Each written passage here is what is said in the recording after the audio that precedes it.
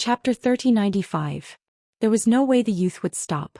There was still a chance of survival if he ran, but if he stopped he would be handing his life over to Lu Yin. When Lu Yin reached out for him again, the youth's gaze was ruthless. "Senior, are you really not going to give me a chance to live?" Lu Yin did not speak as his hand approached the youth. The youth suddenly pulled out his spear and turned around to stab at Lu Yin. Lu Yin raised his brows. This was Dai Hui's ultimate technique. What was this person's relationship with Dai Hui? The spear brushed past Lu Yin and pierced through the void. Seeing that his attack was ineffective, the youth's face turned ashen. Lu Yin grabbed the youth's shoulder and exerted force, causing the youth to howl in pain. He stopped abruptly and dropped his spear. "Senior, spare me, please spare me," the youth wailed. Lu Yin let go, and the youth panted heavily as he subconsciously retreated. However, he did not escape as he knew that there was no escape. When he looked at Lu Yin again, his eyes were filled with fear. "Who are you?" Lu Yin asked. This time the youth did not dare to ignore him. "Junior Yixing. I'm a cultivator from this space-time." "The everlasting race." "No, I'm not from the everlasting race." "Senior, are you from the everlasting race?" Lu Yin looked at him with a faint smile. "What do you think?" Yixing's expression changed and he did not know what to say. "How did you cultivate to this realm?" "You have the realm, but your strength is far from it." Lu Yin was curious. Yixing hesitated. Lu Yin did not rush him and simply looked at him. "To tell you the truth, my cultivation came from my master," Yixing said. Lu Yin's eyes narrowed. "Your master? He helped you reach this realm?" "Yes," Yixing replied respectfully. Lu Yin looked at him deeply. "How did you do it?" "I don't know how to explain it, but if you're interested I can take you to see my master." His goal was simple: to threaten Lu Yin not to kill him, or else he would provoke another powerful enemy. Lu Yin had never thought of killing him, and he was very curious about how Yixing could use Dai Hui's ancestral world and battle techniques. There should not be similar ancestral worlds in the universe. Unless they were the same person. Was Yixing Dai Hui? Of course not. Lu Yin looked at Yixing's respectful expression. "You have a very powerful master?" "Yes." Yixing did not hide anything. "But if this master of yours can't find me for revenge, it won't be of any use," Lu Yin said coldly. Yixing panicked. "Senior, I've never offended you. You don't have to do anything to me, right? If you let me go, I guarantee that my master will reward you handsomely." "I'll ask you one more time. How did you do it?" Yixing opened his mouth wanting to say something, but when he looked at Lu Yin he saw the bone-chilling coldness in Lu Yin's eyes. His heart trembled and he said in a low voice, "It was indeed master who helped me achieve it. The method was to share corpses."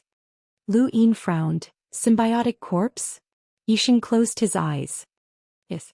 Find a powerful corpse and use a symbiotic corpse to fuse the corpse's power with your own, allowing you to possess the corpse's power." Lu Yin was shocked. "There's such a method?" Yixing said bitterly, "If you don't believe me you can meet my master. This method was also created by my master. My master's name is Yi Qing." Lu Yin looked deeply at Yixing. Symbiotic corpses seemed to be able to revive him. A person possessing the corpse's power was disgusting, as it was equivalent to losing one's own body. Did this mean that one's consciousness had been transferred to the corpse? That was not right either. This person's symbiotic corpse should be De Hui, but he was still very young. How did he do it? This was strange. Although there were countless cultivation methods in the universe, Lu Yin had never thought that such a method would exist. How could a normal person think of or accept such an evil cultivation method? "The person you're sharing your power with is the powerhouse you're using?" Yixing said, "Yes. This person's name is De Hui and he's a candidate that Master has long since selected. He just happened to die a while ago and Master used his corpse to share my body. This person was not killed by Master or me." Lu Yin knew this, of course. De Hui had died by his hand. No, he had committed suicide. Fortunately, Lu Yin had taken Desolation's corpse away, or Desolation might have been the one this person was sharing. But it shouldn't be that easy. Every cultivation method had its limits, and this method was akin to reaching the heavens in a single bound. "Why are you here?" Lu Yin asked. Yixing did not hesitate and immediately answered, "That meteorite originally belonged to a civilization. Master asked me to look after it, but when I found it, all that was left of it was an empty shell. I didn't know how to reply to Master, so I left it here until Senior came. Your master asked you to look after that meteorite? Yes. That meteorite carried a civilization from this space-time. Although that civilization was defeated, Master had interacted with them before and could not bear to see them completely destroyed. So he asked me to keep an eye on it and contact him if I encountered any problems. Lu Yin nodded. If what Yi Xing said was true, then his master's cultivation methods were evil, but he should not be a bad person. I don't know how to reply to Master. In fact, I've been looking for clues during this period of time. The only clue is that this meteorite had brushed past a planet and was seen by the people on that planet. They said something. Perhaps this can be an explanation to Master. What is it? When the meteorite brushed past the planet, it was surrounded by a black cloud. Lu Yin was shocked. Black cloud? Yi Xing nodded. The civilization within the meteorite was completely destroyed. Might have something to do with that black cloud. Lu Yin stared at Yi Xing. When did this happen? Yi Xing gave him a time, and Lu Yin calculated that it was right before the Chosen of Gods. The black cloud should have been ruins. Could it be that ruins had destroyed that civilization here before heading to the third calamity region? That was not impossible. What kind of powerhouse is your master's symbiotic corpse? Lu Yin was curious. He suddenly thought of the sixth mainland's mortuary who could control corpses to battle. It was similar to this symbiotic corpse. If the mortuary could obtain the symbiotic corpse technique, how excited would they be? Of course, Lu Yin could not help them obtain it, as such an evil cultivation method should not exist. Although there was no right or wrong in cultivation methods, it was difficult for ordinary people to accept. Lu Yin's commander appointment platform was already unacceptable, let alone this one. Yi Xing recalled, I don't know what kind of powerhouse Master's symbiotic corpse is. I've only seen Master fight once and he fought against my symbiotic corpse's master. He was an everlasting powerhouse. Silent Emptiness. De Hui was Silent Emptiness's disciple. Since Yi Xing's master could fight against Silent Emptiness, he must be a sequence law powerhouse. Mr. Mu had asked him to come to this space-time. Could he be looking for this person? It shouldn't be. Mr. Mu might not be able to accept the symbiotic corpse's cultivation method. Lu Yin wanted to meet this hero, but he could not go alone. He put Yi Xing into Mount Supreme and brought him to the Above Heaven sect. He then went to the wood space-time to find Senior Brother Woodcarving and asked him to accompany him to meet Yi Ro. In the Land of Calamity region, many figures staggered about. Their movements were stiff and aimless. The ruins of towers represented the past glory. There were also shattered stargates on the ground. This was the first calamity region. The divine power river was shattered, and far away the everlasting kingdom had also been destroyed.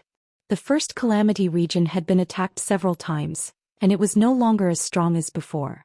On this day, a figure walked down from the Black Mother Tree and arrived in the first calamity region. This person's arrival attracted the attention of many powerhouses in the first calamity region. The ancestor of the past looked up. You're here. Not far away, Divine Sovereign Xiaoyin had a complicated expression. He had been defeated. He did not pass the test of the chosen of deities. Although it did not affect his status as one of the seven sky gods, his status was not legitimate. He could only become one of the seven sky gods because the ancestor of the past had allowed it. However, this person had passed the test and become the true substitute of the three masters and six heroes. If the three masters and six heroes were injured, this person could directly replace them. This person was Ji Luo. Many people had expected that Ji Luo would pass the test of the chosen of deities. He originally had the same battle strength. If not for the corpse god's kindness to his tribe, why would such an existence protect the sixth calamity region for the corpse god? After passing the chosen of deities, Ji Luo naturally came to the first calamity region and was recognized by the ancestor of the past as one of the seven sky gods. The first calamity region's seven sky gods have lost the witch spirit god and the undying god. They will be replaced by Ji Luo and Xiaoyin, the ancestor of the past announced. Aside from divine sovereign Xiaoyin, there was also the captain of the true god guards. The first calamity region was unprecedentedly weak. Without the seven sky gods, the first calamity region did not live up to its name. Wang Fan had died in the Battle of Immemorial City. The ancestor of the past did not care. Since he had participated in the test, there was a possibility that he would die. Divine Sovereign Xiaoyin was very unwilling, but there was no other way. They had encountered too many strong opponents in the Battle of Immemorial City. Any one of them was enough to make him feel apprehensive. In comparison, Ji Luo was indeed much stronger than him. This person had slaughtered unhindered in the Battle of Immemorial City. More than one expert had died in his hands. He was definitely a ruthless character. When can we kill our way into the Six Direction Society? Ji Luo asked.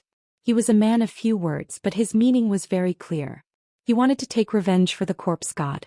The ancestor of the past said indifferently, "There is no rush. The tribe has a plan." Not long after, the dark clouds descended and Su Jin appeared. "Since you have come looking for us in such a grand manner, let me think. Is it time to start the divine commandment?" On the other side, the arrow god walked over. Her crimson hair fluttered in the wind. Her beautiful face dazzled divine sovereign Xiaoyin. Shortly after, Di Qiong appeared with a calm expression. "Di Qiong, hand over Wu Tian. He has been with you for so long and has not obtained anything. What's the use of obtaining some strength?" Su Jin mocked. Di Qiong was cold and arrogant. "You seem to have failed in the second calamity region." Su Jin did not care. After all, it is the chosen of deities battle. If it is so easy to succeed, then our existence is meaningless. Speaking of which, His Majesty of the third calamity region seems to have died as well. Speaking of this, Di Qiong felt somewhat uncomfortable. No one had seen Yi Bo die, but he did not return. There was a 90% chance that he was dead. "Thank you. Desert Dust is finished. Thank you, brothers, for your support. Thank you." Chapter 3096. Yi Bo had comprehended an intent realm battle technique which was very rare. He was the best candidate for the next chosen of gods. He was like Ji Luo in this battle and he was very confident of passing. However, he had died, causing the third region to suffer heavy losses. Furthermore, Yi Bo had died as the Arch. Although everyone knew that it was Yi Bo who had participated in the battle and not the Arch, the third region could not openly use the Arch again. The Arch would have to change its name in the future. At that moment, the void distorted, and a figure wrapped in a black robe walked out from not far away. There were too many such figures in the universe, but the moment this person appeared, even the Xiaoyin divinity felt a chill. It looked like a black robe, but it was also not a black robe. It was a world of nothingness that was constantly dissipating and recovering. This was a person who had walked out from a world of nothingness, but he was also wearing a world of nothingness. Only a pair of bright, spirited, and deep eyes were exposed. They were like the starry sky, and three pitch-black lines overlapped to form a star-shaped pattern. This person was Black Wuxian. You are here. Seems like my guess was right. It is time for the god's commandment." Ruin spoke. Within the dark clouds, his eyeballs were moving strangely. Black Wuxian's voice was deep and powerful. "Humanity's development has reached its peak. The god's commandment is not excessive." "Is it really the god's commandment?" The arrow god spoke for the first time as he looked at the ancestor. The ancestor faced the crowd. "Everyone, I represent the true god to officially announce that the god's commandment has been activated. Please cooperate fully." Di Qiong's eyes were burning. "It should have been activated long ago. I have only participated in it once." The ancestor's eyeballs turned. "The god's commandment has happened twice. I am looking forward to the third one." The arrow god's red hair fluttered. "It doesn't matter. I can deal with it myself." The ancestor said, "The god's commandment is the end and beginning of an era. I hope to see everyone in the next era." After that, everyone looked at the black mother tree. "We obey the true god's order. The god's commandment, descend." In the darkness of outer space, Lu Yin and Woodcut led Yi Xing in the direction that he had pointed out. Several days later, they saw a dark mountain range that stretched across the starry sky. The mountain range was covered in trees, but there were corpses hanging upside down from the trees. It looked eerie and terrifying, just like hell. Yi Xing purposely glanced at Lu Yin and saw that his expression was gloomy. He became even more vigilant, worried that Lu Yin would kill him because of this scene. "Senior, we didn't kill these corpses. We collected them through various channels and they're all cultivators' corpses. At most, we send people to keep an eye on them and bring the corpses here when they die. You guys need so many corpses just to cultivate that symbiotic corpse. Luyin asked. Mu Feng's gaze was gloomy. The scene before him filled him with disgust for this place. Humans were rare animals that would be afraid of the corpses of their own kind. Cultivators would not be afraid of these corpses, but they would not feel good either. Yixing chose his words carefully and said, "My master cultivated the symbiotic corpse. I didn't cultivate it and I don't know how to cultivate it. I wonder what your master's expression will be if he hears your words," Luyin said coldly. Yixing looked embarrassed and did not say anything else. Luyin looked up, not wanting to waste any more time. His domain swept through the entire mountain range, but he did not find any powerhouses. There was only one person in the entire mountain range and it was a woman. She did not sense Lu Yin's domain and she was surprisingly weak. He could not compare to Yixing at all. Lu Yin and Yixing appeared in front of the woman. "Xiao, where's master?" Yixing asked. The woman was startled by Lu Yin's sudden appearance, but when she heard Yixing's question she subconsciously answered, "Master went to cause trouble for the Eternals." Lu Yin was puzzled. "Cause trouble for the Eternals? You are?" The woman blinked, looking a little dazed, but in this gloom mountain range that was filled with corpses, it was a little out of place. Yixing introduced, "Senior, this is my junior sister, Yi Xiao. Hasha, this is a senior. Hurry up and greet him." Yi Xiao hurriedly bowed to Lu Yin. Lu Yin asked, "Your master went to cause trouble for the Eternals?" Yi Xiao looked at Yixing and saw him staring at her. She nodded. "Master said that the Geely civilization was devoured. He clearly warned Lonesome Void, but he went to cause trouble for the Eternals." Yixing was puzzled. How did Master know that the Geely civilization was devoured? Yi Xiao pursed her lips and lowered her head. Yixing glared at her. "You said it, didn't you? I told you not to tell Master first. I'll find a chance to tell him, but you insisted. Now look, Master went to cause trouble for the Eternals. Are you going to take responsibility if something happens?" Yi Xiao lowered her head and did not dare to speak. Lu Yin looked at Yixing. "Can you find the Eternals?" Yixing was troubled. "I can't find them. Only Master can." "Do you know this Lonesome Void?" "Yes, he's a very powerful expert of the Eternals. He's fought with Master several times. Back then Master warned Silent Void that the Ely civilization could be defeated, but as long as they gave up their physical bodies they couldn't be killed." Silent Void agreed, but he didn't expect the Ely civilization to be wiped out without a single person left. "No wonder Master was angry," replied Yixing. Lu Yin looked into the distance and saw wood carvings standing at the peak of the Gloom Mountain range. Should he go to the fourth zone? Yi Ro had clearly misunderstood. It should have been ruins that had devoured the Geely civilization, not the fourth zone. However, they were all the same, they were both enemies to the humans. Yi Ro had definitely gone to the fourth zone, but Lu Yin did not know him. Furthermore, with his cultivation method, it was hard to say what kind of person he was. That did not mean that he was one of the Eternals' allies. Eccentric Mo had also caused trouble for the Eternals and tried to scheme against them, but Eccentric Mo was also Lu Yin's enemy. After thinking about it, Lu Yin decided to stay in the Gloom Mountain range for the time being and wait for Yi Ro. The fourth zone was currently facing destruction. Because He Wuxian was often absent, he did not care about the strength of the fourth zone. As a result, there were not many experts in the fourth zone. The only powerhouse in the sequence of laws, Lonesome Void, had been killed by Lu Yin. The fourth zone did not even have a presence in the Chosen of Gods.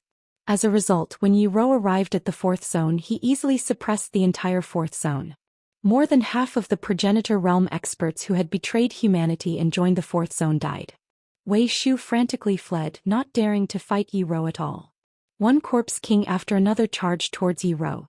They were all killed by Yi Ro. Lonesome Void, come out. Yi Ro was a young man with a pale face as if he was sick. His entire body was devoid of blood, and although he looked young, his eyes were extremely turbid. He did not look like a progenitor at all, and he was even a progenitor who could fight against sequence of laws powerhouses. Boom. The earth trembled, the tower shattered, and the divine power lake was torn apart. There were progenitor corpses. Wang Zhaoding charged forward with divine power, but he was also killed by Yi Ro. Aside from sequence of laws powerhouses, no one in the fourth zone could stop him. Lonesome Void, Lord Lonesome Void has long since disappeared. A progenitor who was lying in a pool of blood below shouted. Yi Rou landed and looked at this crippled progenitor. He had pierced through this person's body, and even if he did not die, he could no longer cultivate. Lonesome Void has disappeared? The progenitor's face was ashen. Yes, Lord Lonesome Void has long since disappeared. Who destroyed the Yuli civilization? I don't know. We did not attack this civilization at all. This civilization has given up on their physical bodies, so it is meaningless to us. Yi Rou casually killed this person. You are clearly a human, but you speak on behalf of the Eternals. You deserve to die. He then looked into the distance where a black mountain range was. He took a step forward and headed towards the black mountain range. At the same time in the first zone, Blacklist God's expression changed. Something has happened in the fourth zone. He then vanished into the void. Where he stood, Ruin sneered. The fourth zone doesn't even have a decent expert, and any random enemy can deal with it. This guy should be more careful. Progenitor, she looked at the people in front of him. Being able to kill your way into the fourth zone is also one of the goals of the divine commandment. Ji Luo. Ji Luo turned around and left. He had also headed towards the fourth zone. The divine commandment had happened twice in the history of the Eternals. The first time, it had destroyed the 4 main continents of the primordial space, causing the extremely brilliant sect above heaven's civilization to disappear. The second time, it had destroyed an entire era, causing a huge gap in history between the sect above heaven's era and the Daoist sect's era. The divine commandment was to gather the strength of the entire Eternals to attack a single point and eliminate the human civilization step by step. It was no longer a battle between a single domain of calamity and its corresponding human civilization. In the fourth zone, Yi Rou ascended the Black Mountain Range. Every step he took cracked the mountain range, and by the time he reached the peak, the entire Black Mountain Range had been completely destroyed. At this moment, Blacklist God appeared. Blacklist God, who was shrouded in the world of nothingness, caused Yi Rou's expression to darken. Are you the master of this domain of calamity? 3 pitch-black lines rotated in Blacklist God's eyes. 3 black lines appeared around Yi Rou, and they passed through each other to form a prison. Black flames ignited. Yi Rou reached out and grabbed one of the black lines with each hand. He allowed the flames to burn him, but he remained unmoved. Blacklist God was shocked. With your strength, Silent Void is definitely not your match. Why did you attack the fourth zone? I warned you not to attack the Missouri civilization since it escaped, but you destroyed it instead. Yi Rou parted the black lines and took a step forward. The void shattered, and his body appeared in front of Blacklist God. He raised his fist and punched out. His battle style was similar to that of the Eternals' Corpse Kings, simple and crude.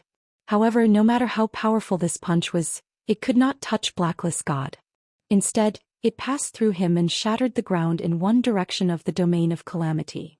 Black lines appeared around Yi Rou once again. This time there were not 3 but 6, 9, and then more and more. Yi Rou felt uneasy and hurriedly wanted to retreat, but he found that his arm was inside Blacklist God's body. He could not pull it out. At the same time, black flames burned. I don't know what the Missouri civilization is, but Silent Void died long ago.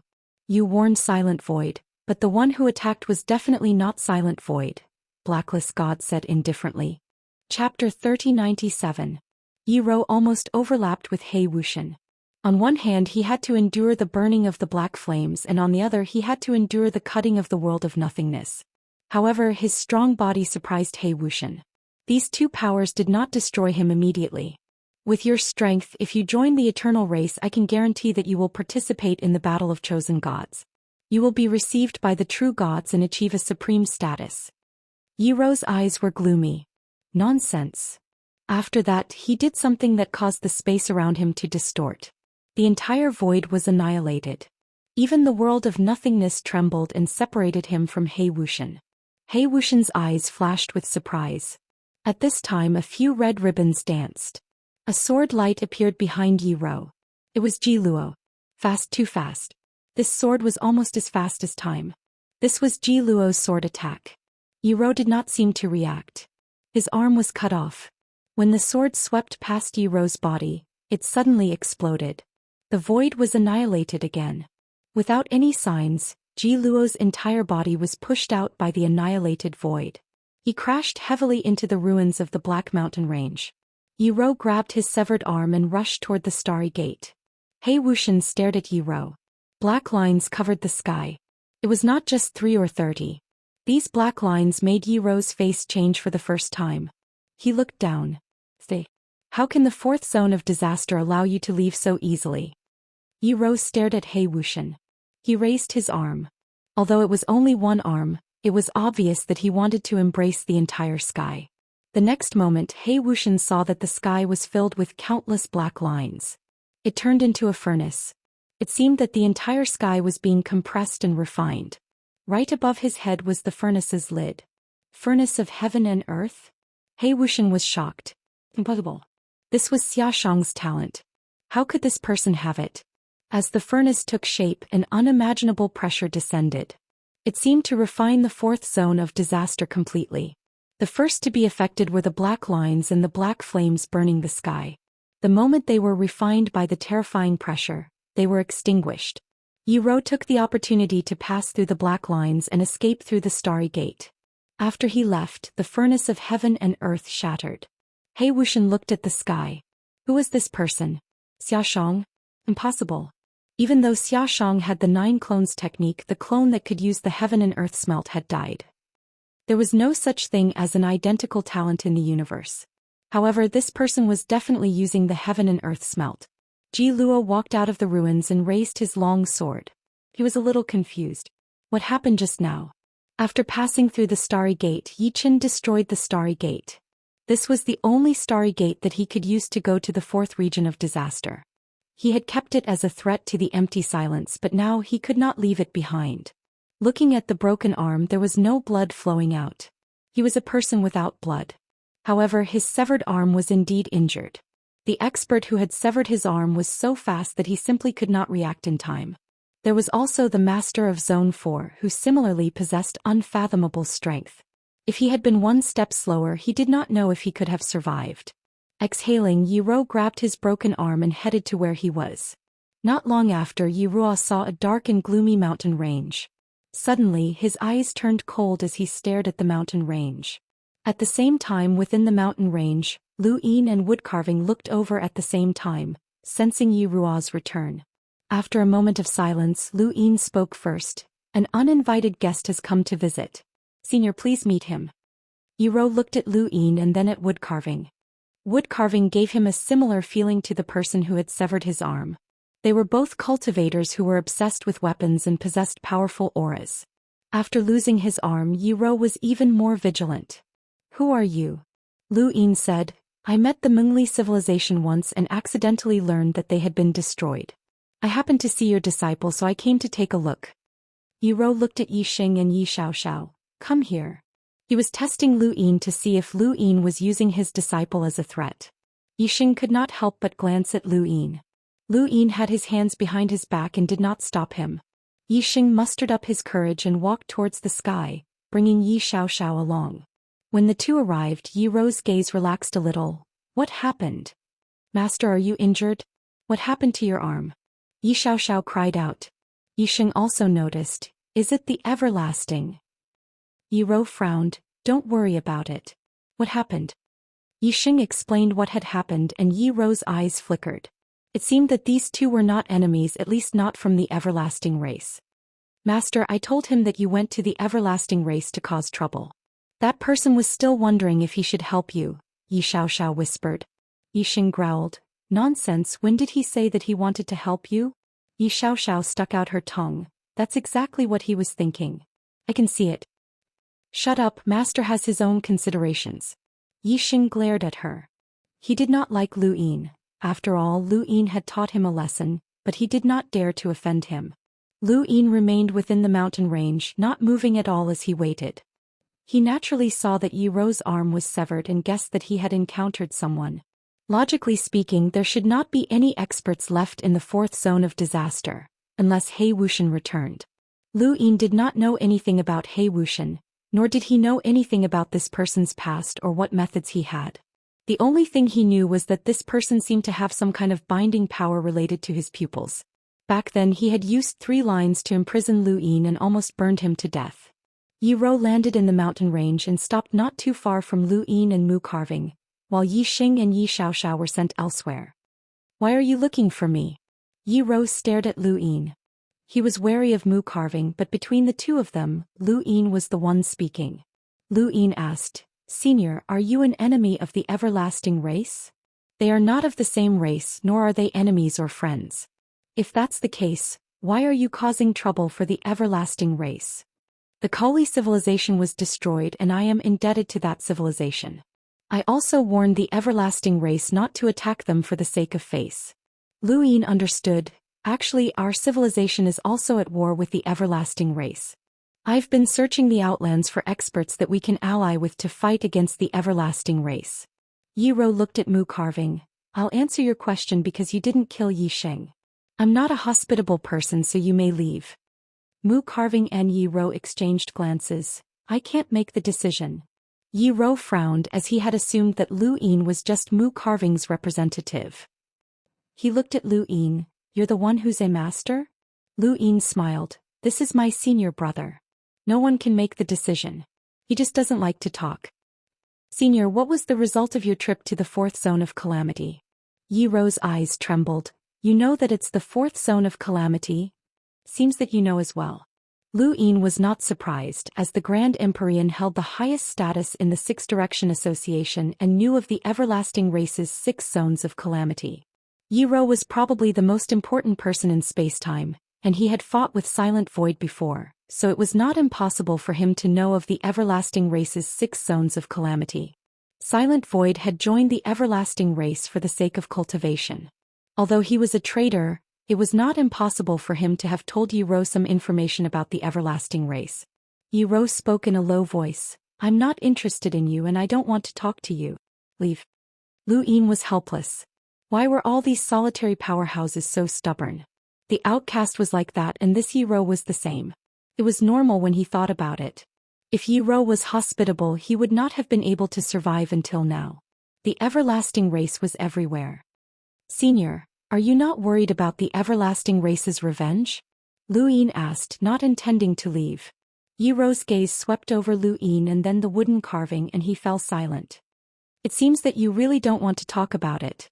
Then do you not want to know who destroyed the Maori race? Lu Yin asked again. Yi Rou suddenly stared at Lu Yin. You know? Lu Yin nodded. It seems that you already knew of Silent Void's death in the fourth zone of calamity, so it couldn't have been him. The master of the fourth zone of calamity, He Wuxian, is often absent, so no expert in the fourth zone of calamity would attack the Maori race. In fact, it was not the fourth zone that devoured the consciousness of the Maori race, but the second zone of calamity. Yi Rou stared at Lu Yin. Although his gaze was still cold, there was something different about it. He had not given up on taking revenge for the Maori race. This person's cultivation method was very evil, but from his attitude towards Yi Xing and Yi Xiaoxiao, Lu Yin had a general understanding of his personality. This kind of person would not give up on the destruction of the Maori race. The gloomy mountain range was silent. Corpses were hanging on the trees and when the wind blew the corpses would flutter. It was a horrifying scene. Lu Yin met Yi Rou's gaze. I can tell you who destroyed the Maori race, but I need you to answer my question first. Yi Rou's expression did not change. Speak. He was a cold cultivator, not a businessman. At this moment he had clearly given the initiative to Lu Yin, but this was not within Yi Rou's consideration. Lu Yin pointed at the corpses hanging on the trees. What's with these corpses? What's with the corpse symbiosis technique? Yi Rou's eyes flashed. The corpses were not my doing. I only collected them and I created the corpse symbiosis technique. I was born in a family of corpses, and I surpassed my father's generation when I was 6 years old. I am more familiar with corpses than anyone else, but I was persecuted and my family was destroyed. Under the guidance of my master, I stepped onto the path of cultivation and finally created the corpse symbiosis technique. What is a corpse symbiosis technique? Yi Rou did not hesitate, replying directly, the body is in symbiosis with the corpse. It is both the person and the corpse. Senior, what do you think of the humans and the Eternals? Lu Yin asked. Yi Rou looked at Lu Yin. Since I have stepped onto the path of cultivation, the boundary between right and wrong is blurred. I only need to be sure that those who are kind to me are kind, and those who are evil to me are evil. Chapter 3098. Lu Yin looked at Yiju and felt as if he was looking at his past self. Just like his past self, he had a bottom line in his heart, but the world of cultivation was also divided into good and evil. Ever since Lu Yin had heard the voices of countless people from the Fifth Mainland, he had understood. Cultivation was not just for oneself but also for the sake of protecting others. While protecting others, one was also protecting oneself. Many people felt that cultivation was lonely, but that was because they had walked a lonely path. Lu Yin had once plotted against many people in order to unify the inner verse and outer verse. He had been ruthless, but even so he still had friends and family. It felt good to be cared for by others. He did not want to be lonely, which was why he had lived such a tiring life. However, there were some paths that needed someone to walk in front of him. Progenitor Qin and Progenitor Ku, which one of them had not walked in front of him? Most of the time they could have protected themselves. So what if they had joined the Eternals? There was good and evil in this world, right and wrong. Lu Yin did not intend to change Yiju's mind. At least she had a bottom line.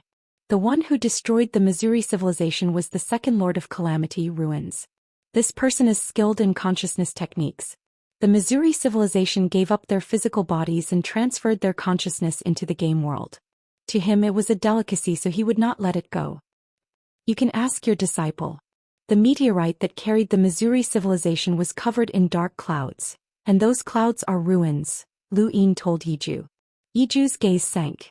Ruins? She would remember this. Ruins is one of the Eternal's 3 pillars and 6 boundless. He is very powerful and you cannot kill him alone.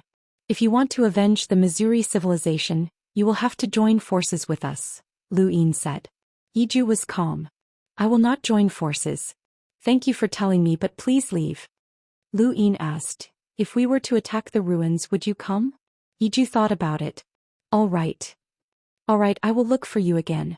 Lu Yin nodded at Woodcut and the two left the Gloom Mountains. Before leaving, Lu Yin asked Yiju if she knew of Mr. Mu. Yiju did not know. Lu Yin was not surprised. Perhaps a powerful civilization had once existed in this space-time, but it had been destroyed. The Missouri civilization and Yiju had only appeared after Mr. Mu had left. Lu Yin did not know how long Mr. Mu had lived here, but such situations did exist. On the boundless grassland a gentle breeze blew, bringing with it smoke and dust. Ahead was the ruins of Eternal Kingdom. A man sat on a pile of rubble, panting heavily. It was finally over. The person overseeing the Eternal Kingdom was a cultivator who had betrayed the 9-star civilization. He had just fought the traitor and paid a huge price to use the 7 stars killing technique. The ancient key had pushed the traitor and most of the corpse kings in the Eternal Kingdom into the endless abyss. Only then had he destroyed the Kingdom of Eternity. Correspondingly, he had paid a heavy price.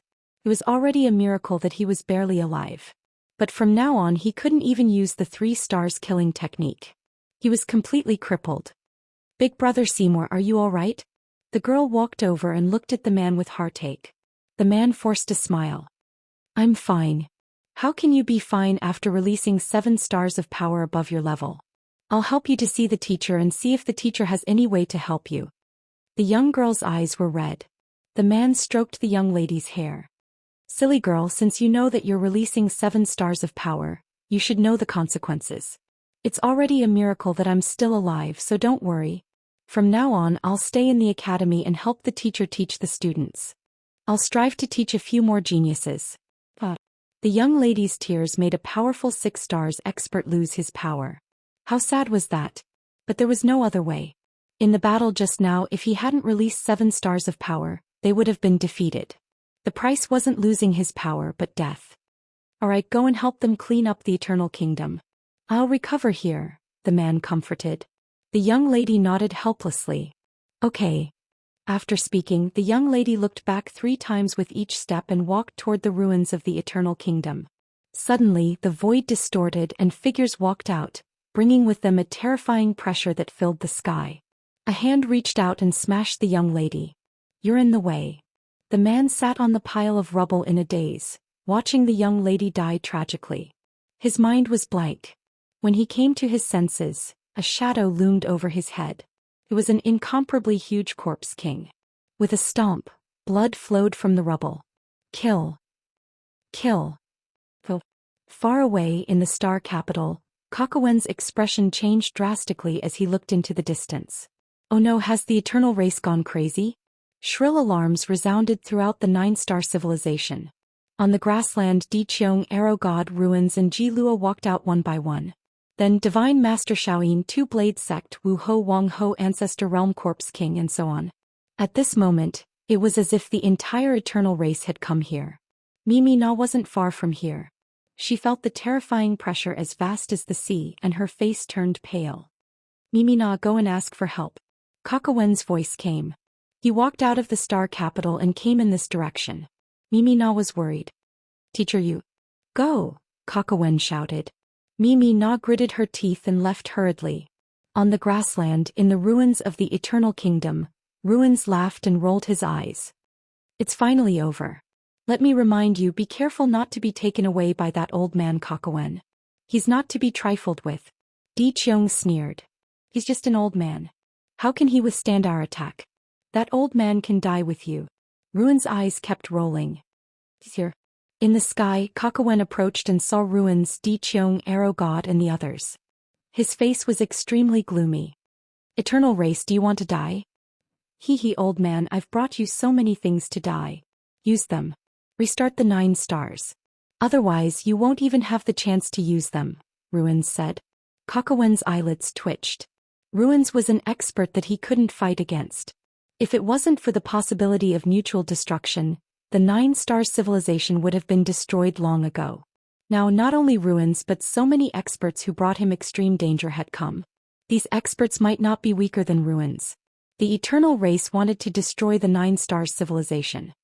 Ruins, you should know that my restart can take away all creatures in a spacetime. It's useless no matter how many experts you have, Kakawen threatened. Restart could only be used once. Once it was used, the 9-star civilization would be finished. As soon as he finished speaking, a connected 5-star pattern suddenly appeared beside Kakawen. It was the wall of ether. The blade pierced the wall of ether and was only a millimeter away from Kakawen. It was Ji Luo. His sword was unimaginably fast. However, Kakawen wasn't weak. He was a mentor of the 9-star civilization. If he fought against the 6 Directions Society, he would be a sequence law expert at least at the level of the Samsara Spacetime 3 Venerables. He wouldn't be killed instantly by Ji Luo's sword. However, this sword made Kakawen afraid. If he had been a little slower, he would have died. Since that's the case, I'm just a bag of old bones. It doesn't matter if I die. Let's see what restart looks like. After saying that, Kakawen's body was surrounded by the wall of ether. He raised his arm and the wood in his hand lightly tapped the void. Star patterns formed one after another, quickly connecting into 7 stars, then 8 stars and finally 9 stars. When the 9 stars were formed, everything in this spacetime stopped. It was as if time and space had stopped. It's here, Ruins said in a low voice. His eyes were fixed on Kakawen. Beside him, Di Qiong, Arrow God and the others looked solemn. A civilization's strongest power was finally about to be used. Legend had it that the 9-star civilization's 9th star restart could completely reset spacetime. This was a power that could instantly destroy spacetime. In order to be able to use the 9 stars restart, the 9-star civilization had already made preparations. At the moment of the restart, Star Capital would disappear to avoid the spacetime destroyed by the restart. All this time, Kakawen had threatened Ruins with the 9 stars restart so that Ruins would not dare to take action personally. However, Ruins did not take action. Firstly, he was afraid of the power of the restart. Secondly, he did not want to be used as a scapegoat. Kakawen was not far from death. The Eternals had already infiltrated the 9-star civilization. It was impossible for the 9-star civilization to have a new expert who could use the 9 stars restart. In the entire 9-star civilization, the person second only to Kakawen was Mina. However, Mina was much younger than Kakawen. The 9-star civilization's experts who were older than Mina had been killed by the Eternals. None of them had reached the 8 stars level. Once Mina approached the 8 stars level, she would also be killed by the Eternals. This was Ruin's overt scheme against the 9-star civilization. Once Kakawen died of old age, the 9-star civilization would completely end. However, the god's commandment could not wait any longer. The 9 stars restart was extremely powerful, but its biggest weakness was time. For an expert, even a moment was a long time, especially for an expert who had the power of time. Although the 9 stars restart caused the current spacetime to freeze, there was an opportunity to escape the moment it was used. This opportunity could not be seized when challenging the 9 stars restart. After all, it was the 9 stars restart's strongest power. It could not be easily escaped. The moment it was used, the entire spacetime would be sealed. How could an enemy who might be killed by the 9 stars restart break the sealing power of the 9 stars restart in an instant? If he could do it, he would not have to run away. However, once there were many experts of the same level, this opportunity would appear. Ruins, the arrow god Di Qiong Ji Luo and Shaoyin Divine Lord attacked at the same time. Cracks appeared in the entire spacetime. The grass was completely crushed and the dark starry sky kept cracking. Kakawen's 9 stars were connected. Spacetime suddenly shrank, turning into a ray of light that headed toward ruins. This was the 9 stars restart. It turned the entire spacetime into a ray of light that destroyed everything. Of course, this spacetime would also be destroyed. The ray of light shot toward ruins. Ruins entered the void crack and escaped. Similarly, the arrow god, Di Qiong, and the others escaped into the void crack. In the current spacetime, only the world of nothingness, that ray of light, and the tottering Kakawen were left. When the ray of light swept across the void, ruins had already disappeared. Thank you. QZQ4418 Baidu Brothers tip. I'll add more chapters. Thank you. I can't take it anymore. Stay up late, really can't take it anymore. I've done my best to add more chapters. Thank you for your support. Thank you. Chapter 3099. Under the starry sky, Ruins appeared and rolled his eyes. You want to drag me down with you? You're underestimating me. Do you really think that I don't know how to restart 9 stars? You might be able to kill the others, but to kill me? Fukui. Before he finished speaking, a ray of light appeared in front of him, instantly sweeping past Ruin. The dark clouds suddenly dissipated, leaving only an eyeball staring blankly at the void. How could this be? In order to deal with the reactivation of the 9 stars, he had long made preparations. The 9 stars should not have been able to catch up to him. 9-star civilization spacetime, the entire spacetime has been shattered. The world of nothingness swallowed the spacetime and also swallowed Kakawen. Before they were devoured, Kakawen was most thankful that the primordial space had contacted them, giving the 9-star civilization a place to hide and not be completely destroyed by the Eternals. Ruins, do you really think that my old bones are useless? I purposely revealed everything you know about the 9-star civilization's revival. Those who betray the 9-star civilization will die soon. They won't be able to escape. Letting out a deep sigh, Kakawen looked into the distance with nostalgia. That was where the star capital used to be, but now it had completely disappeared. Soon his entire body was swallowed by the world of nothingness and disappeared. Not long after, the archer god Di Qiong and the others appeared and looked at the shattered spacetime. No wonder the Ruins didn't dare to fight against this civilization. This kind of power is enough to seriously injure any of us. If we're lucky, we might even die. Di Qiong was afraid. Divine Venerable Xiaoyin's eyelids twitched. He was definitely going to die. That old thing could actually unleash such terrifying destructive power. Where is Ruin's end? The arrow god looked into the distance. Ruin's end had not appeared. After waiting for a while, Ruin still didn't appear. Forget it. Let's not care about him. The 9-star civilization must have escaped. That old thing will not let this civilization die with him. However, they can't escape. The spacetime they can hide in must be connected to this spacetime. Search for them, Di Qiong ordered. The Stargate opened and corpse kings rushed out one after another, searching this shattered space. In the second domain of disaster, he had returned from the ruins and was heavily injured. It had been a long time since he had suffered such heavy injuries. That old thing had played him for a fool. Even under the divine admonition, he had actually used him as a scapegoat. However, he would not die. It was merely the rebirth of 9 stars. However, he would not be able to participate in the battle of the divine commandment. When the last ray of light disappeared, it represented the end of the 9 stars reboot. It also represented that Kakawen's life had come to an end. The huge star capital was under the fiery red starry sky. This spacetime could be directly connected to the 9-star civilization spacetime, but it did not belong to the 9-star civilization spacetime, so it was not destroyed by the 9-star civilization spacetime. At this moment, everyone in the star capital was looking at the clock tower. Looking at the candlelight on the clock tower slowly extinguishing, that represented Kakawen's death. A middle-aged man stood closest to the clock tower.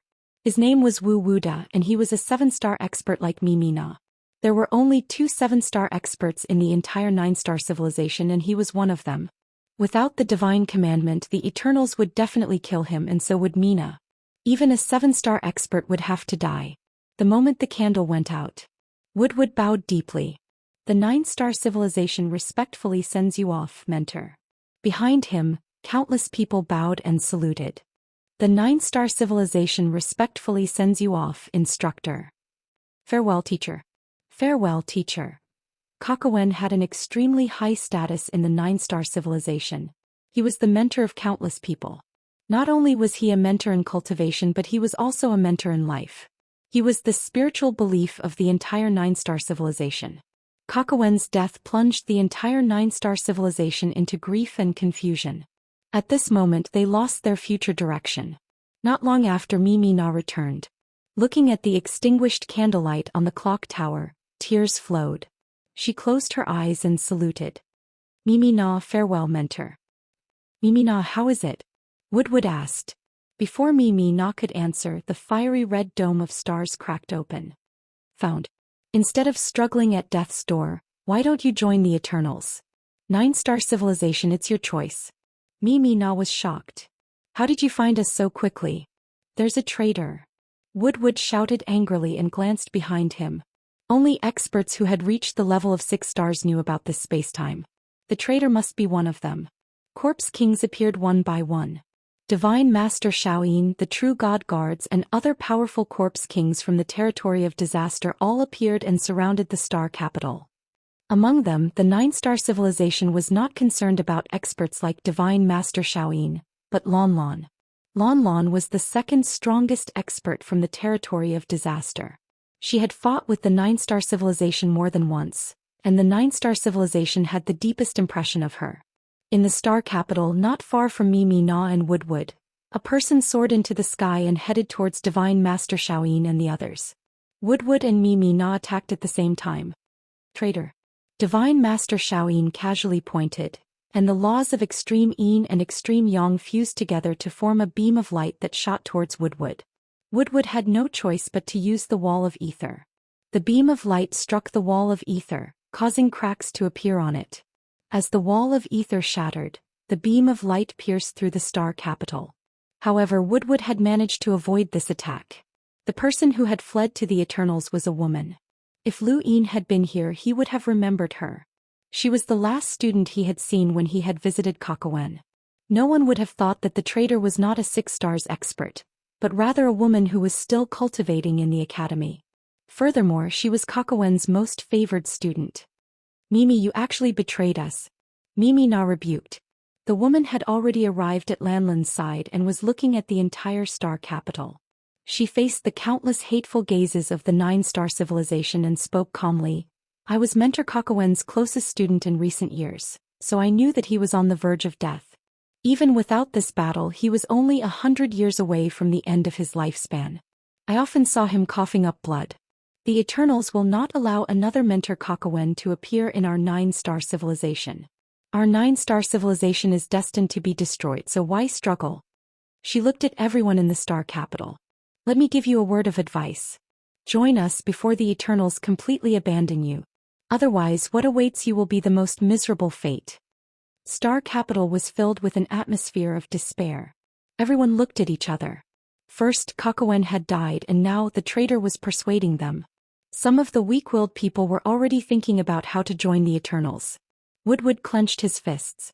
Shut up, Mimi. Our 9-star civilization does not have a traitor like you. Anyone who betrays our civilization must die. Mimi was indifferent. Mentor Woodwood, Mentor Mina, in the entire 9-star civilization you are the most valuable. Unfortunately, you are too stubborn. I am the future mentor of the 9-star civilization. Mentor Kakawen said that I am the most talented. Now I exercise my authority as a mentor to expel you. As she spoke, she faced the arrow god, Di Qiong, and Ji Luo, who had just walked out of the void. Mentor Mimi of the 9-star civilization asks the Eternals to help expel the traitors, Woodwood and Mina. Woodwood and Mina were furious. This woman was the traitor. How dare she slander them? Di looked at Mimi with interest and then looked at the star capital. History is written by the victors. The 9-star civilization will enter a new era. Only by joining the Eternals can the 9-star civilization be preserved.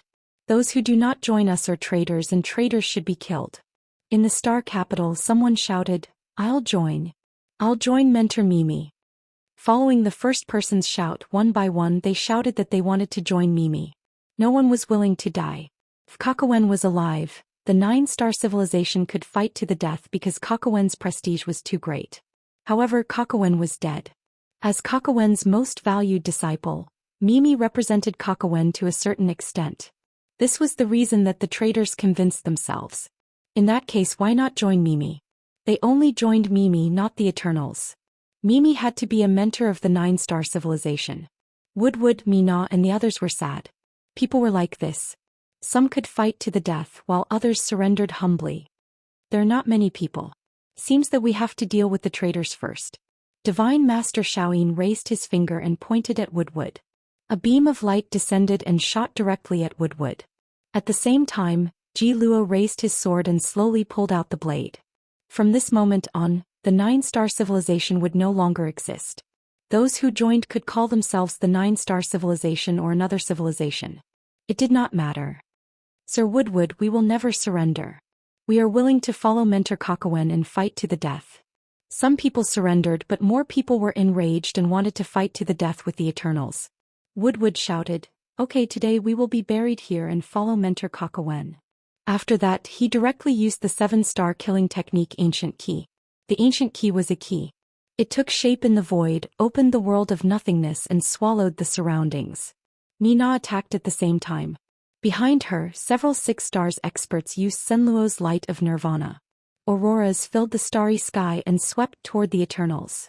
Divine Master Xiaoyin's beam of light descended and pierced through the ether walls. Ji Luo took a step forward and instantly appeared in front of Mina. He pulled out his sword and slashed down. His movements were so smooth that Mina could not react in time. Mina could only watch the blade slash down. She was going to die. In the end, she did not wait for reinforcements. Boom. The sword slash suddenly stopped and Ji Luo's figure dodged. A figure appeared and punched through the void. The huge aftershock made Mina take a few steps back. Then she saw the person clearly. It was a woman, a very coquettish and beautiful woman, but the punch just now was full of wild destructive power.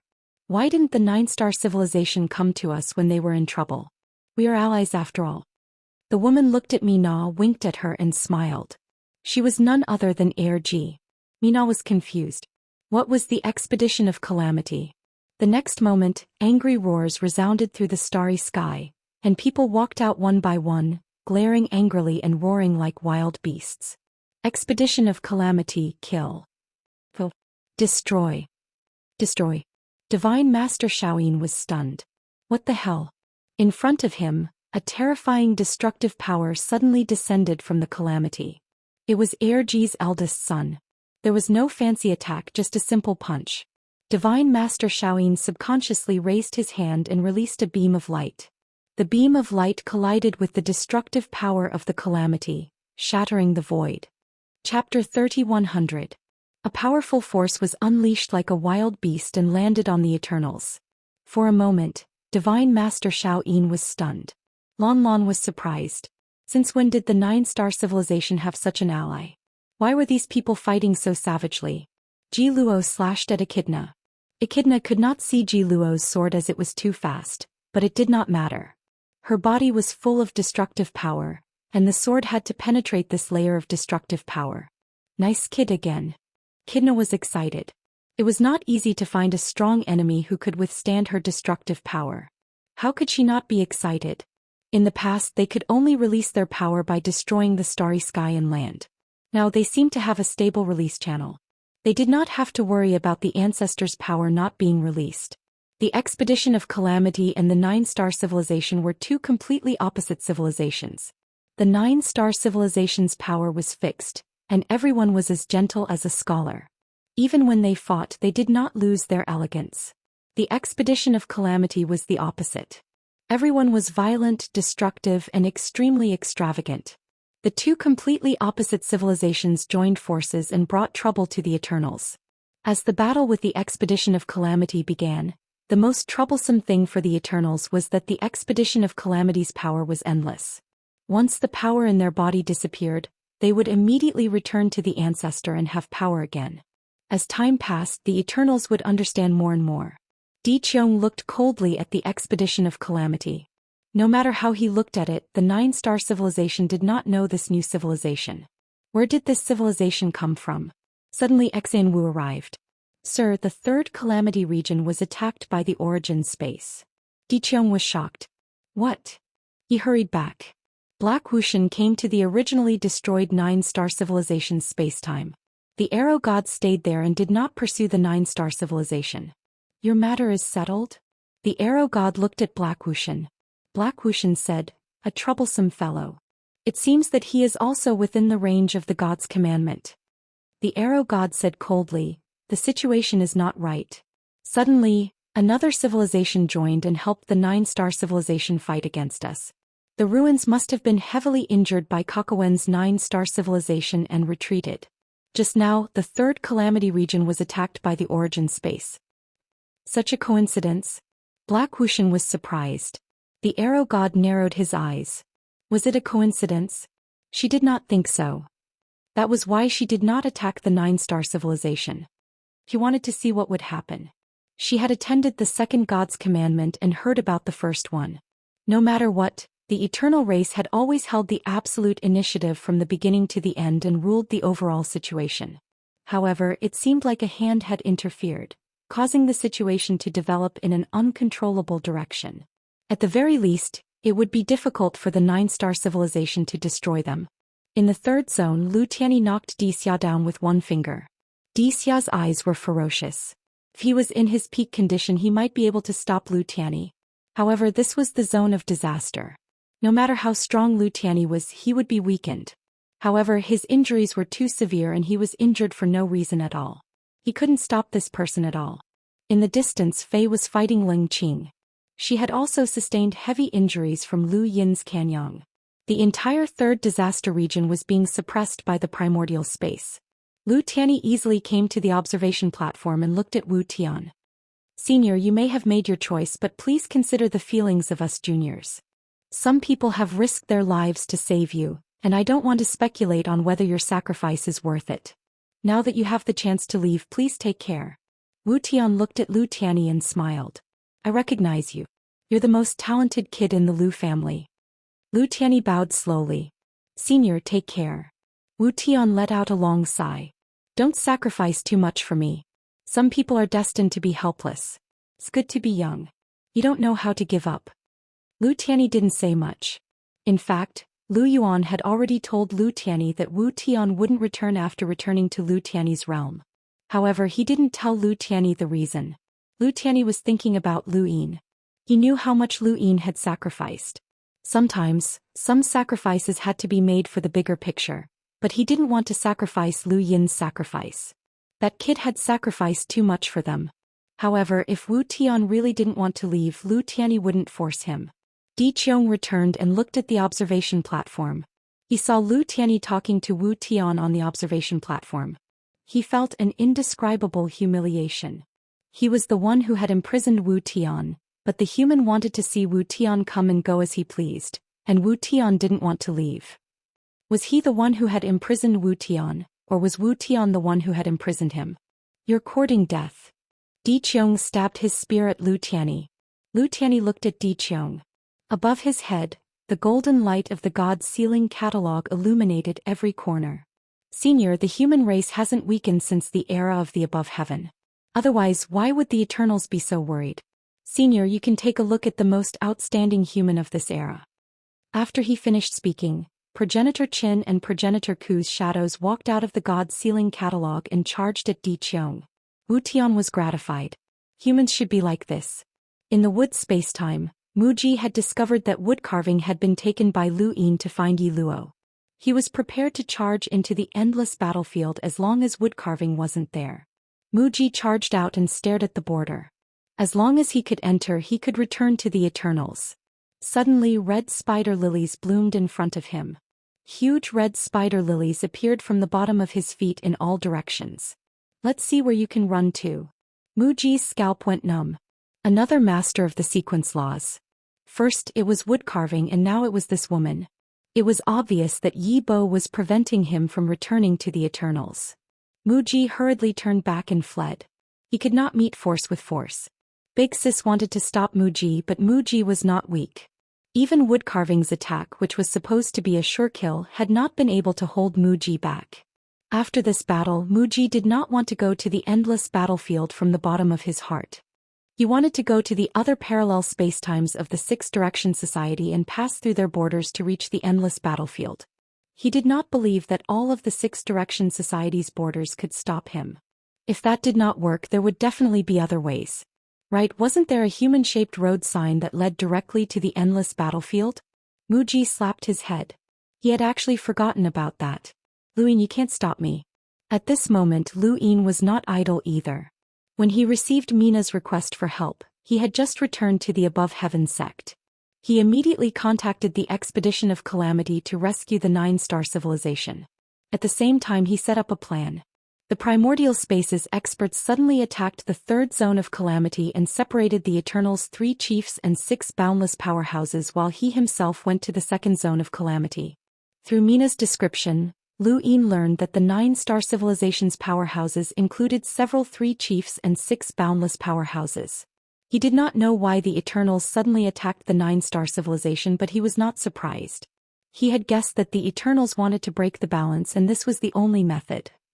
However, he had not expected them to be so ruthless.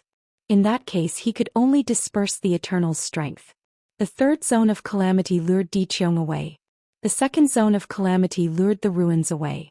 At this moment, Luin led Void Master, Wood God, and Yi Ruo into the 2nd zone of Calamity. In the 2nd zone of Calamity, there was a dark cloud directly below the Black Mother Tree. The enormous dark cloud covered a region, and that was where the ruins were located. This was not Lu Yin's first time in the 2nd zone of Calamity. Last time he had used Yi Po's identity. Beside him, Void Master was somewhat nervous. Luin had killed his way into the zone of Calamity again, and the war had been rather unstable recently. In the past, as the Void Master of Spacetime of the Six Directions Society, he had never killed his way into the zone of Calamity. He had only acted when he encountered the 7 sky gods. Ever since Luin had joined the Six Directions Society, the battlefield had gradually shifted from the Six Directions Society and the endless battlefield to the zone of Calamity. This young man was truly ruthless. And how had he found this place? It had to be said that even though Void Master admired Lu Yin's boldness and methods, he actually wanted to kill his way into the 3rd zone of Calamity more. This was because Wu Tian was there and he was good friends with Wu Tian. Wood God's expression was solemn. In the 2nd zone of Calamity, the Everlasting Race's foundation had finally been revealed. Although the pressure was great, it was not to the point of despair. The Everlasting Race also had many enemies. Yi Ruo looked at the dark cloud in the distance. It really was the ruins. The appearance of Lu Yin's group had caused a commotion in the 2nd zone of Calamity.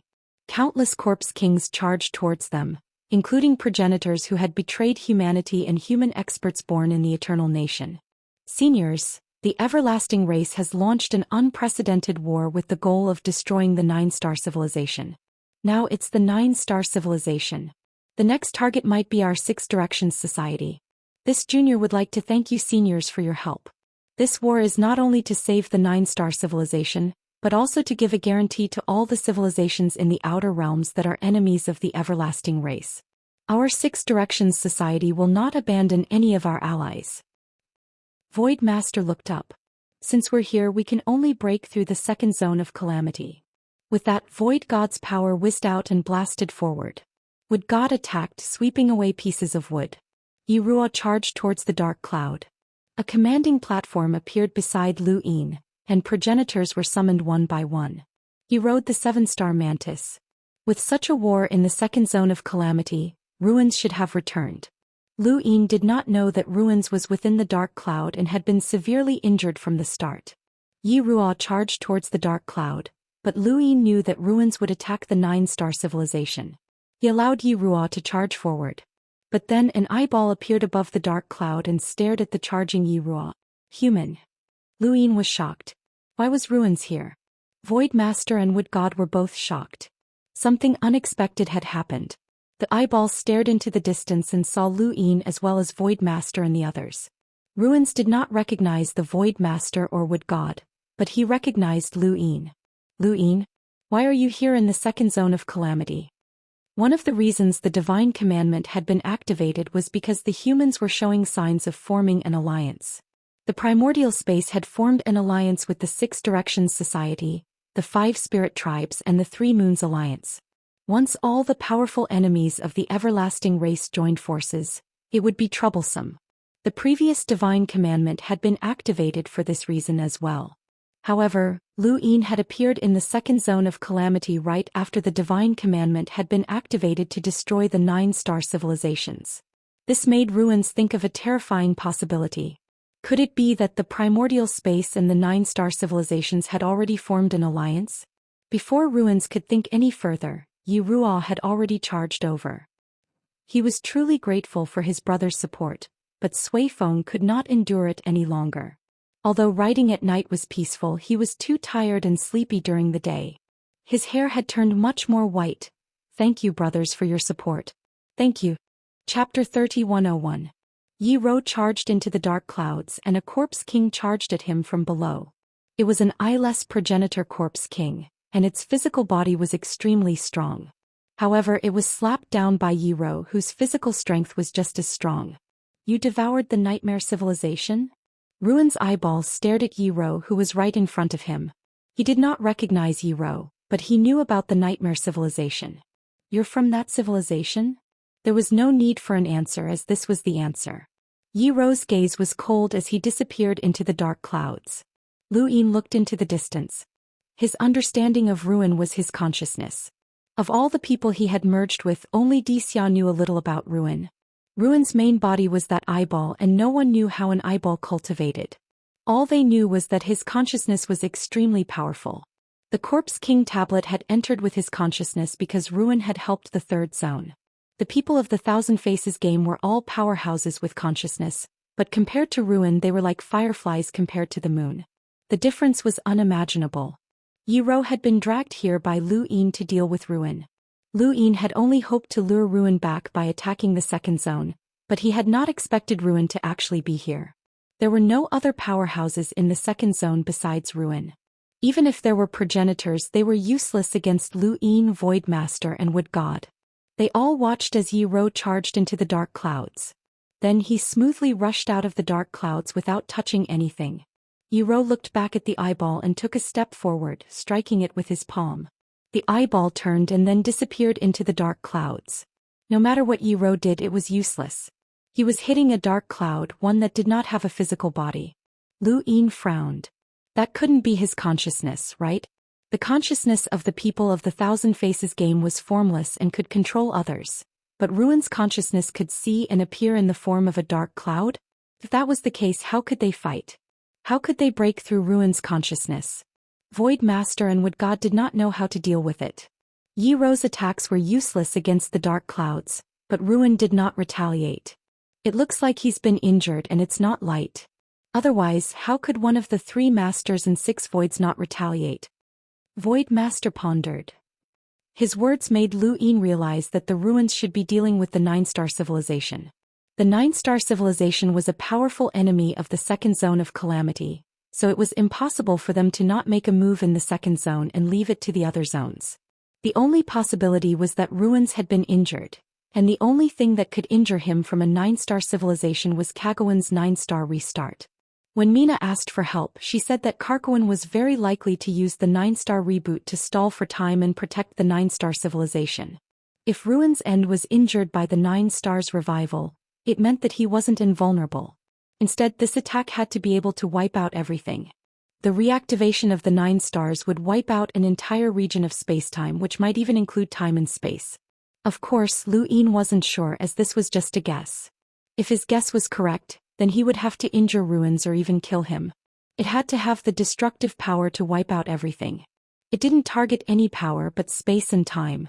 The simplest understanding was that every single attack had to tear apart the world of nothingness and completely wipe out everything that existed on the surface of space. Just as he was thinking, a patch of the dark clouds suddenly disappeared, and in its place was a world of nothingness.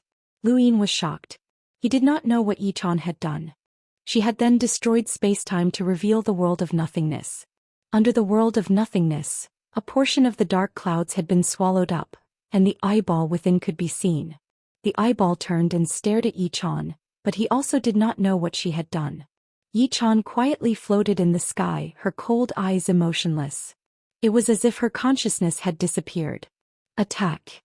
Lu Ying shouted, and the mantis spread its 6 wings and flew towards the dark clouds. It moved at a speed comparable to that of time, causing everything around it to stop. Even Void Master and Wood God were frozen in place. Lu Ying rode the mantis and instantly arrived within the dark clouds. He slashed at the eyeball and the eyeball also stopped moving. Just as Lu Ying thought that the mantis would be able to attack the eyeball, the blade suddenly disappeared. Then the mantis and the platform disappeared as well. Lu Ying looked at the eyeball in shock and it turned and stared at him.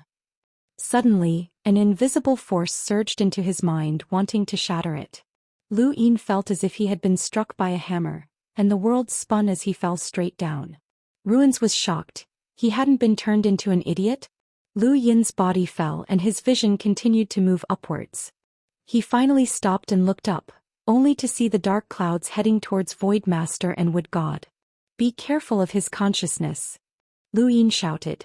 Void Master and Wood God's power of wood erupted at the same time, forming a tsunami that swept towards the dark clouds above the second zone of disaster. The 3 terrifying forces caused the second zone of disaster to collapse. Void Master's vision spun and he fell down like Lu Ying. Wood God fared slightly better but not by much. He kept retreating and when he looked up again his vision was blurry. Ruin's consciousness was too powerful, and it actually suppressed Void Master and Wood God. It could only be said that they did not have the ability to resist such a powerful consciousness, but that did not mean that they were weaker than Ruins. Just like how Lu Ying could deal with the mantis, Void Master might not have been able to do the same. There was no such thing as an invincible power in the universe, or else it would represent some kind of extreme. Extreme power was not the foundation of the universe, and if there really was an extreme, then the universe would no longer be a universe, but a monster that could expand without limit. At this point Yi-chan's vision recovered and she stared at Ruins. There was a boom as the void shattered, and Ruins screamed as he looked at Yi-chan in shock. What kind of sequence law was this? How could it break through his consciousness? He had already forcefully cultivated his consciousness to the point of being a sequence law, which was similar to creating something out of nothing. He had reached the level of being recognized by the universe, and this person had actually broken through his sequence law? Had Lu Ying also reached the level of breaking a sequence law? Yi-chan had indeed made a move. This time, Lu Ying opened his celestial eye and saw Yi-chan's sequence particles enter the dark clouds, but he did not know exactly how they had destroyed the clouds. Yi-chan's sequence law seemed to be rather complicated. In the sky, a piece of wood descended and pressed down on the eyeball. The dark clouds around the eyeball did not move, but Lu Ying saw the sequence particles fill the sky and spread out towards the entire second zone of disaster. Be careful, he's using a sequence law. The entire second zone of disaster is being affected, Lu Ying warned. Boom. Another explosion rang out and the void shattered. This time it came from Yi-chan. Ruin's sequence particles shot towards Yi-chan, Void Master, Wood God and Lu Ying. The first 3 used their sequence particles to block, while Lu Ying used the starry sky in his heart to isolate himself from the particles. At the same time he used reverse steps to parallel time and rapidly approached the eyeball. He struck out with a palm, shackling it with 100 punches. The eyeball was right in front of Lu Ying, but his palm still missed and brushed past it. At the same time the falling wood from the sky also missed. It was as if the eyeball did not exist. The eyeball turned and stared at Lu Ying. Under the divine commandment you must die. Lu Ying stared at the eyeball and locked eyes with it. Something must have happened in that instant. He used reverse steps again and struck out with his palm. This time he did not use much force as he wanted to see what had happened. His palm still brushed past the eyeball, but this time the flow of light was reversed for a second. Lu Ying stared at the eyeball for a second and he saw it. How could such a thing happen? He saw the eyeball circle behind him at a speed that was not very fast. When his palm missed, the eyeball reappeared in its original spot, which was why his palm had brushed past it. But what was going on? It was clearly not very fast, so why couldn't he see it? If not for the 1-second reversal, he would not have known that the eyeball had circled behind him twice. It was not just him. Void Master, Wood God, and Yi Chan did not know either, or they would have warned him. What was going on? Luin was confused. There were all sorts of strange powers in the universe, and he felt that it was difficult for him to grasp Ruin. Ruin must have been severely injured, or else he would have circled behind Luin. He did not attack, but Luin and the others would not be able to hurt him. Strange, very strange. A vast amount of Void God's power swept over from the surroundings, and while Ruin dodged Lu Yin's palm, Ruin was trapped in Vitality's thermometer and began to heat up. Vitality's thermometer would define any species as normal and raise the temperature to a level that normal species would not be able to withstand. Humans were at 40, 41, 42 degrees and so on. Void Master did not know what kind of species Ruin was. He could only use a human's high temperature to deal with it, as that eyeball was exactly the same as a human's. But as the thermometer rose, Ruin's eyes widened. Luin did not react. This time the eyeball did not escape and remained in its original spot. Vitality's thermometer could not do anything to it. Void Master could also see this and waved his hand to disperse the Void God's power. Are you stalling for time? Luin stared at Ruin. Ruin's eyeball swiveled. How did you enter my second zone of calamity? Luin had naturally gone through the 9-star civilization. So many years had passed, and the war between them and the second zone of calamity had been going on for a very long time, so they naturally had a way to find this place. It was similar to how the Six Paths Society had found the entrance to the first zone of calamity. Finding it was one thing, but whether or not they could infiltrate it was another matter altogether. Mina had brought the expedition of calamity to reinforce the 9-star civilization, and she had told Luin the location of the second zone of calamity before leaving. However, Luin would not answer her and he attacked Ruin again. Yi Ruo and Wood God attacked at the same time. However, all of their attacks brushed past Ruin's eyeball. Luin passed through the stream of light and saw that Ruin had easily dodged all of the attacks. He had not used any sequence laws, but he was still unharmed. Could this be an innate gift? If Luin really wanted to attack Ruin, he would have to attack the spot where he was dodging the moment he dodged, and that spot could only be seen by reversing time. However, time was too short. Luin had been able to reverse time to attack the 7-star mantis back then because he had determined the direction in which the mantis had fled in an instant. All Luin had to do was stare in that direction and attack. However, Ruin had returned to his original spot in an instant, and this was not due to speed or time, which made it difficult for Luin to understand. Chapter 3102. Luin suddenly retreated. Every time he dodged an attack, he would circle behind himself. Perhaps it was instinctive, or perhaps he could only avoid a certain area. In that case, he would attack the entire area. Luin secretly told Yi Ro and the others about his guess. Yi Ro and the others attacked together, aiming at Ruined Domain and its surroundings. Their goal was to destroy spacetime and create a void. This time their attacks did not just brush past Ruined Domain. Instead they scattered the dark clouds. It was the same as Yi Ro's initial attack, but the area was much larger. Ruined Domain's eyeball appeared in the distance. You guessed right. Luin shouted. They attacked again, but this time, Luin used flowing light.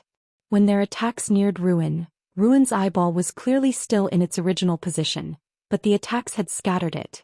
It was at this moment that a beam of light shot out and reversed for a second, allowing Luin to see the direction that Ruin had fled in.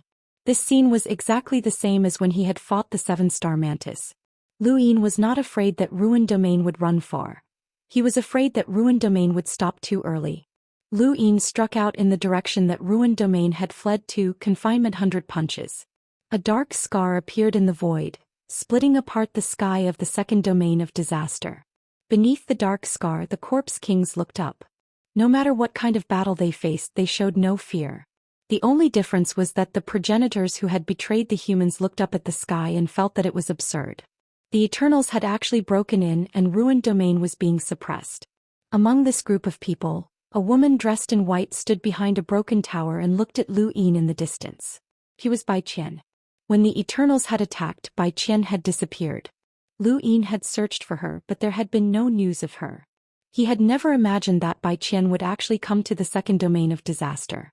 Bai Qian had no intention of meeting Lu Yin, so she turned and left. Up in the sky, Lu Yin's confinement 100 punches landed squarely on Ruined Domain's eyeball, compressing it and causing it to scream. As long as it was a living creature, there was a chance that it could be killed. No matter how strange Ruined Domain's power was, there would always be a way to break it. If the 9 stars revival could heavily injure Ruined Domain, then they could as well. The eyeball had turned white from the 100 punches and it turned back to Lu Yin. It looked like a madman with bloodshot eyes. "I'll kill you, Lu Yin. I'll definitely kill you. Kill you. You won't have a chance." After Lu Yin left, Yi Luo Void Master and Wood Deity attacked again, destroying the space-time around ruins. Lu Yin continued shuttling through the streams of light. Under this attack, Desolation had no other choice. He had to instantly avoid the area of spacetime that was being destroyed, and then stop at a location that Lu Yin would not expect during that 1 second of reversal. However, there was simply too little time. 1 second seemed like an eternity, but in this 1 second he could only avoid the area of spacetime that was being destroyed. Speed and strength were not Ruin's forte. If the ruins had Di Qiong's power, then Lu Yin wouldn't have been able to hurt him. The 3 masters and the 6 Daoists were not invincible, and neither were the 3 realms and 6 Daoists. They all had their own strengths and weaknesses. The light-sifting sword sky had exposed the weakness of the Lu clan. Even if the Lu clan used the Primogeniture Sutra to make up for it, they still had no advantage over the light-sifting sword sky. Ruin's advantage was that he was strange, but once his weakness was exposed he would be easily defeated. Of course, the person who could break through it would at least have destructive power at the level of sequence laws. Ordinary progenitors really couldn't do anything to him. Again, this was 100 confinement fists that could severely injure the middle plate of a pupilless transformation. When it landed on the eyeball, it became even more ferocious. If this happened a few more times, Ruin would not be able to withstand it. Ruin went berserk, and the sequence particles spread out once more towards Lu Yin and the others. The power of his consciousness bombarded Lu Yin's brain, causing it to be hammered. Yi Luo Void Master and Wood Deity were the same. They all spat out blood and the world spun around them. Correspondingly, Ruin's eyeball's pupils dilated considerably. It was not easy for him to use the power of his consciousness, as the 9 stars had been too heavily injured.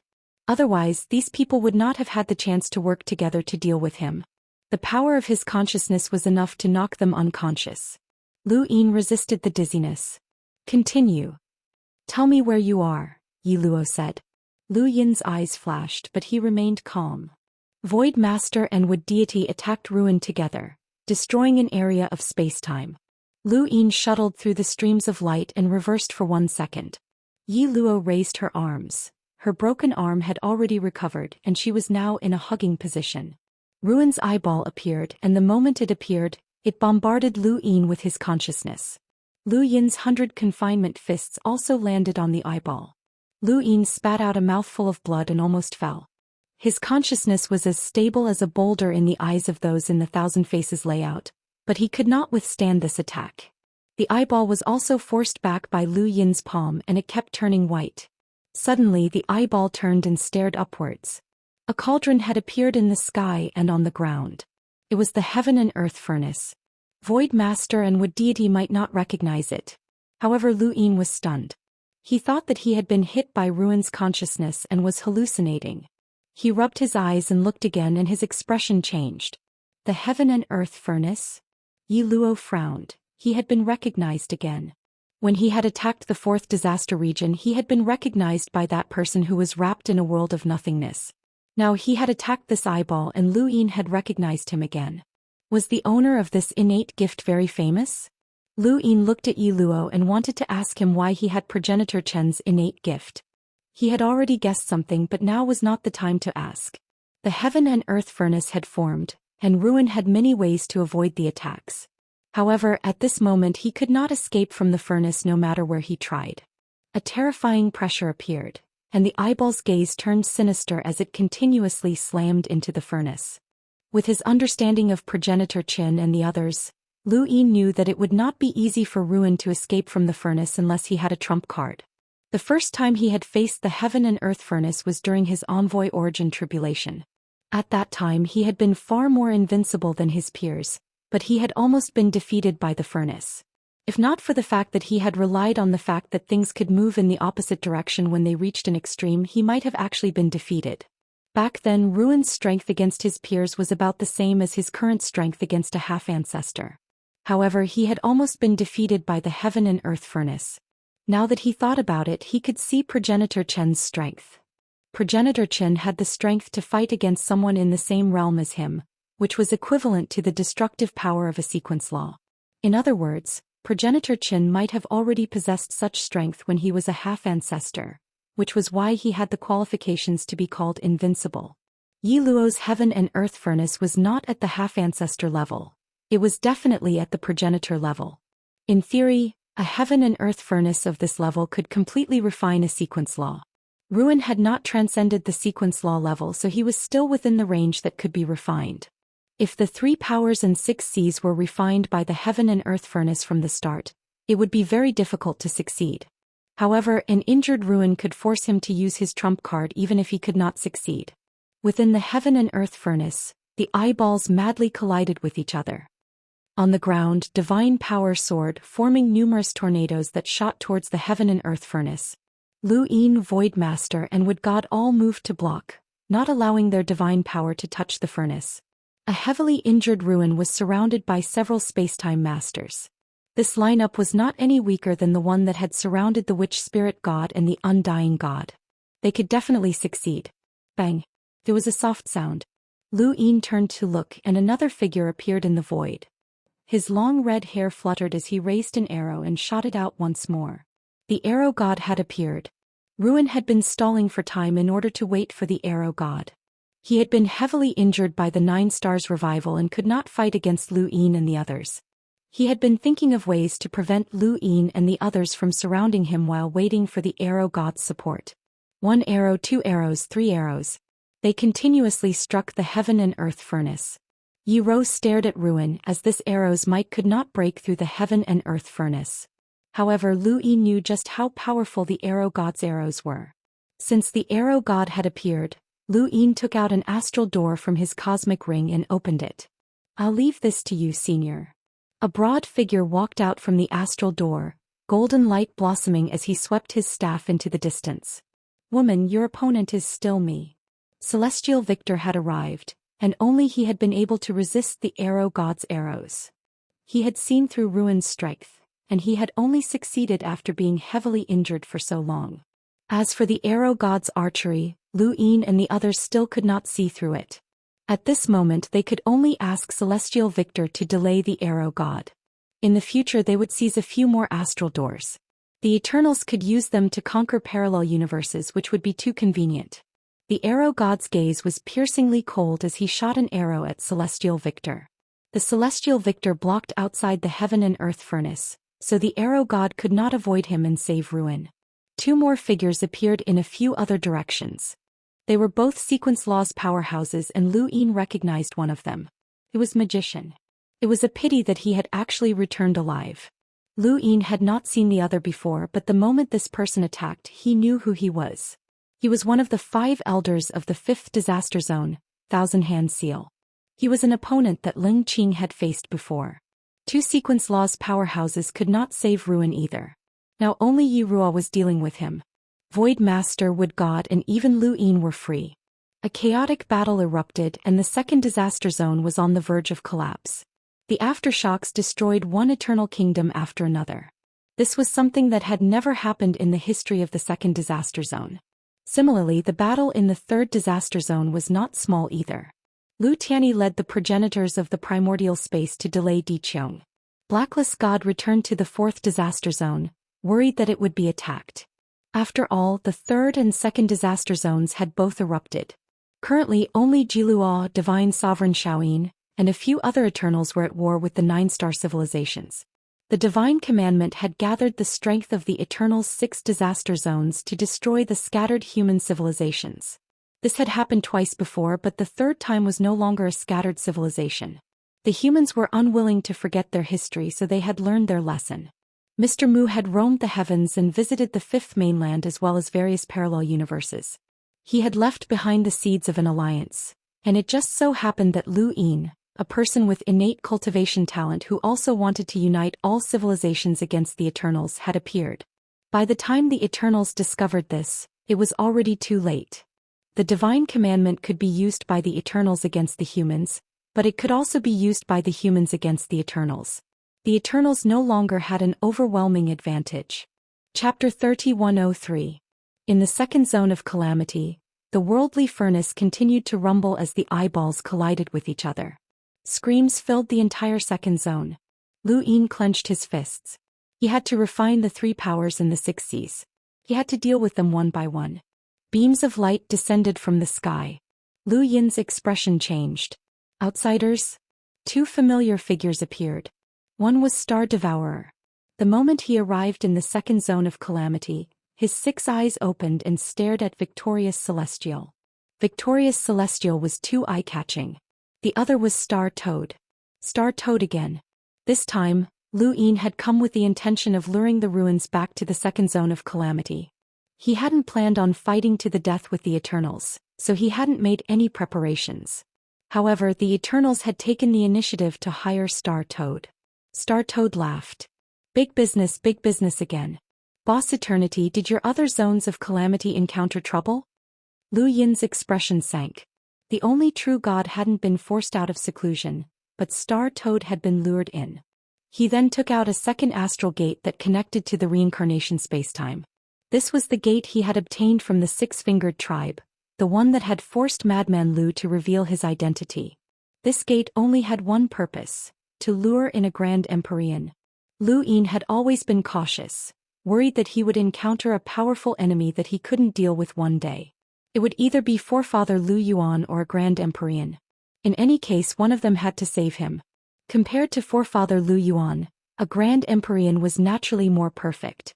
Lu Yin? Isn't this Six Paths Society's big boss Lu Yin? Star Toad's eyes shone as he stared at Lu Yin. Lu Yin looked up at him. How much did the Eternals pay you? I'll give you double. Star Toad opened his mouth, the copper coin around his neck vibrating as he shrieked in a childish voice. Big boss, it really is a big boss. Big boss Lu, Star Toad is willing to serve you, but only next time. Lu Yin frowned. Don't be so honest when doing business. You should know that I'll work with whoever gives me more. Star Toad was vexed. Big boss Lu, your price is very tempting, but I'm an honest businessman. Only by being honest can I go far. Lu Yin felt helpless as he couldn't reason with this toad. Sooner or later he would have to deal with it. Left with no other choice, he opened the astral gate and dove in. Star Toad didn't want him to leave. Why are you running away? Let's talk some more. Don't worry, I won't kill you. You're the big boss. The golden light continued to illuminate the second domain of disaster, causing it to shatter into pieces. The Void Master and Wood God looked at each other. Lu Yin could not have escaped, and he must have called for reinforcements. They had to protect the astral gate or it would be over if it was destroyed. If they could think of this, the Eternals naturally could as well. Magician immediately rushed towards the starry door, and the thousand-hand imprint also attacked the starry door. Yi Chen's expression was gloomy. The end of ruins was so difficult to refine. Until now he had not succeeded. The Star Devourer charged at Yi Ro and sent him flying. However, the moment he collided with Yi Ro, the void suddenly exploded. It was the same as when Ji Luo had cut off Yi Ro's arm. There was no warning. This was Yi Ro's sequence law, but no one could understand it. The Star Toad lifted its lotus leaf and smashed it towards the Stargate. It's over. Retreat. Around the starry door, pieces of wood took shape. They came from the wood god. He did not know who Lu Yin had called for reinforcements, but it had to be someone who could deal with the Star Toad. This was the best time to kill the end of ruins, and he might not have another chance in the future. Of the 3 masters and 6 limitless, one had to be killed. The lotus leaf smashed into the wood, but it did not shatter. The wood god's wood was extremely sturdy. When the Star Toad had transformed into a multicolored color, even the steel fork had not been able to pierce through it. 5 arrows were stuck in Principal Victor's body, and his golden blood caused the void to burn. He fearlessly charged at the arrow god and smashed down with his staff, pressing her into the ground. The arrow god wasn't having a good time either. She couldn't kill Celestial Lord Victor. She could only injure him. However, every injury she dealt was absorbed by Celestial Lord Victor and turned into an even stronger counterattack. It was hard to say if Celestial Lord Victor was more injured than her. The 9-star civilization's spacetime had originally been the main battlefield, but now the second domain of disaster had become the main battlefield. Even the third domain of disaster was not as intense as the second domain of disaster. At that moment, Lu Yin stepped out of the starry door and appeared in the reincarnation spacetime. He took a deep breath and shouted, "Exalted Celestial, come out." The reincarnation spacetime trembled, and Venerate Lotus opened her eyes and stared blankly into the distance. First Yen almost coughed up blood. Was that Lu Yin's voice? The she-saint sighed. It was here again. There was no end to it. With Lu Yin's current strength, no one in the reincarnation spacetime could stop him besides the exalted celestials. Even Venerate Lotus would not have an easy time dealing with Lu Yin. Lu Yin had used all of his methods, and Venerate Lotus would only be able to protect herself. Furthermore, with Lu Yin's current prestige in the Sixth Direction Society, no one besides Venerate Lotus and First Yen wanted to stop him. First Yen was furious. "Lu Yin, don't you dare disturb my master's cultivation." Lu Yin did not even look at First Yen as he looked up at the sky. "Exalted Celestial, come out. We've killed our way into the second domain of disaster." First Yen was stunned. Kill their way into the second domain of disaster? Venerate Lotus walked over in shock. They've killed their way into the domain of disaster again? And this time it's the second domain of disaster again? What's going on? Lu Yin shouted a few more times, but there was no response. He grew anxious, as only Venerate Victor was in the second domain of disaster. Void Master and Wood God might not be able to hold on. Once the astral door was destroyed, even an exalted celestial would not be able to reach the second domain of disaster easily. He would have to go through the 9-star civilization's spacetime, which was too time-consuming. The Star Toad said that you will never be able to cross the bitter adversity and defeat the one true God. That's why it's helping the Eternals. It said that your feelings for Encio are unrequited, Lu Yin shouted. A gust of wind blew past and Lu Yin felt a chill run down his spine.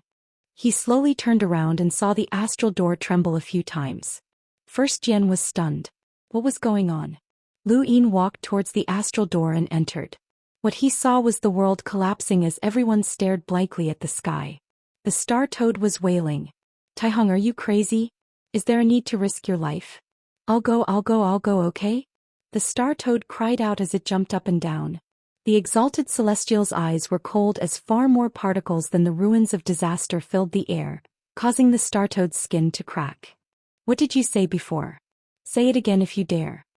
The exalted celestial's voice resounded in everyone's ears. The Star Toad was confused. "What did I say? Taihong, you're a crazy woman. You're just a toad spouting nonsense." At this moment even Yi Ro was stunned.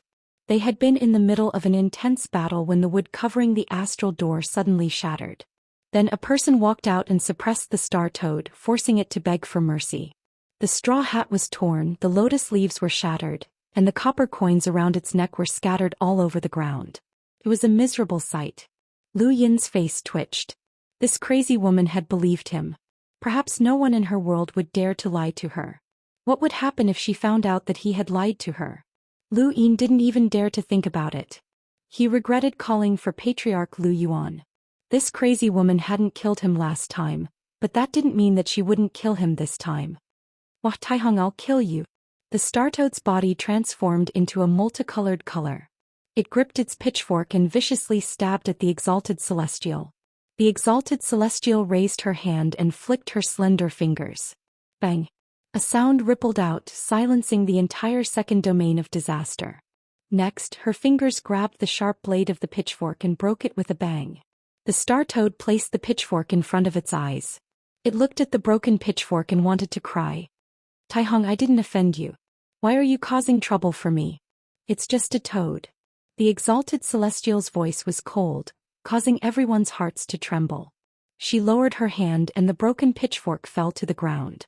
It was clearly very gentle, but it stabbed into the Star Toad's body, causing it to wail. Lu Yin realized that he had misunderstood something. Were the exalted celestial and the Star Toad really on the same level?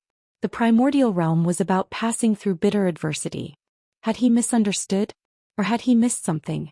The star toad was clearly being suppressed by the exalted celestial, and the exalted celestial was still injured.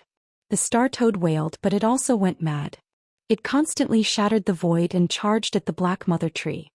Eternity, help me. Seeing the star toad and the exalted celestial head for the Black Mother Tree, Lu Yin looked away. He didn't care about anything else. He had to deal with ruins first.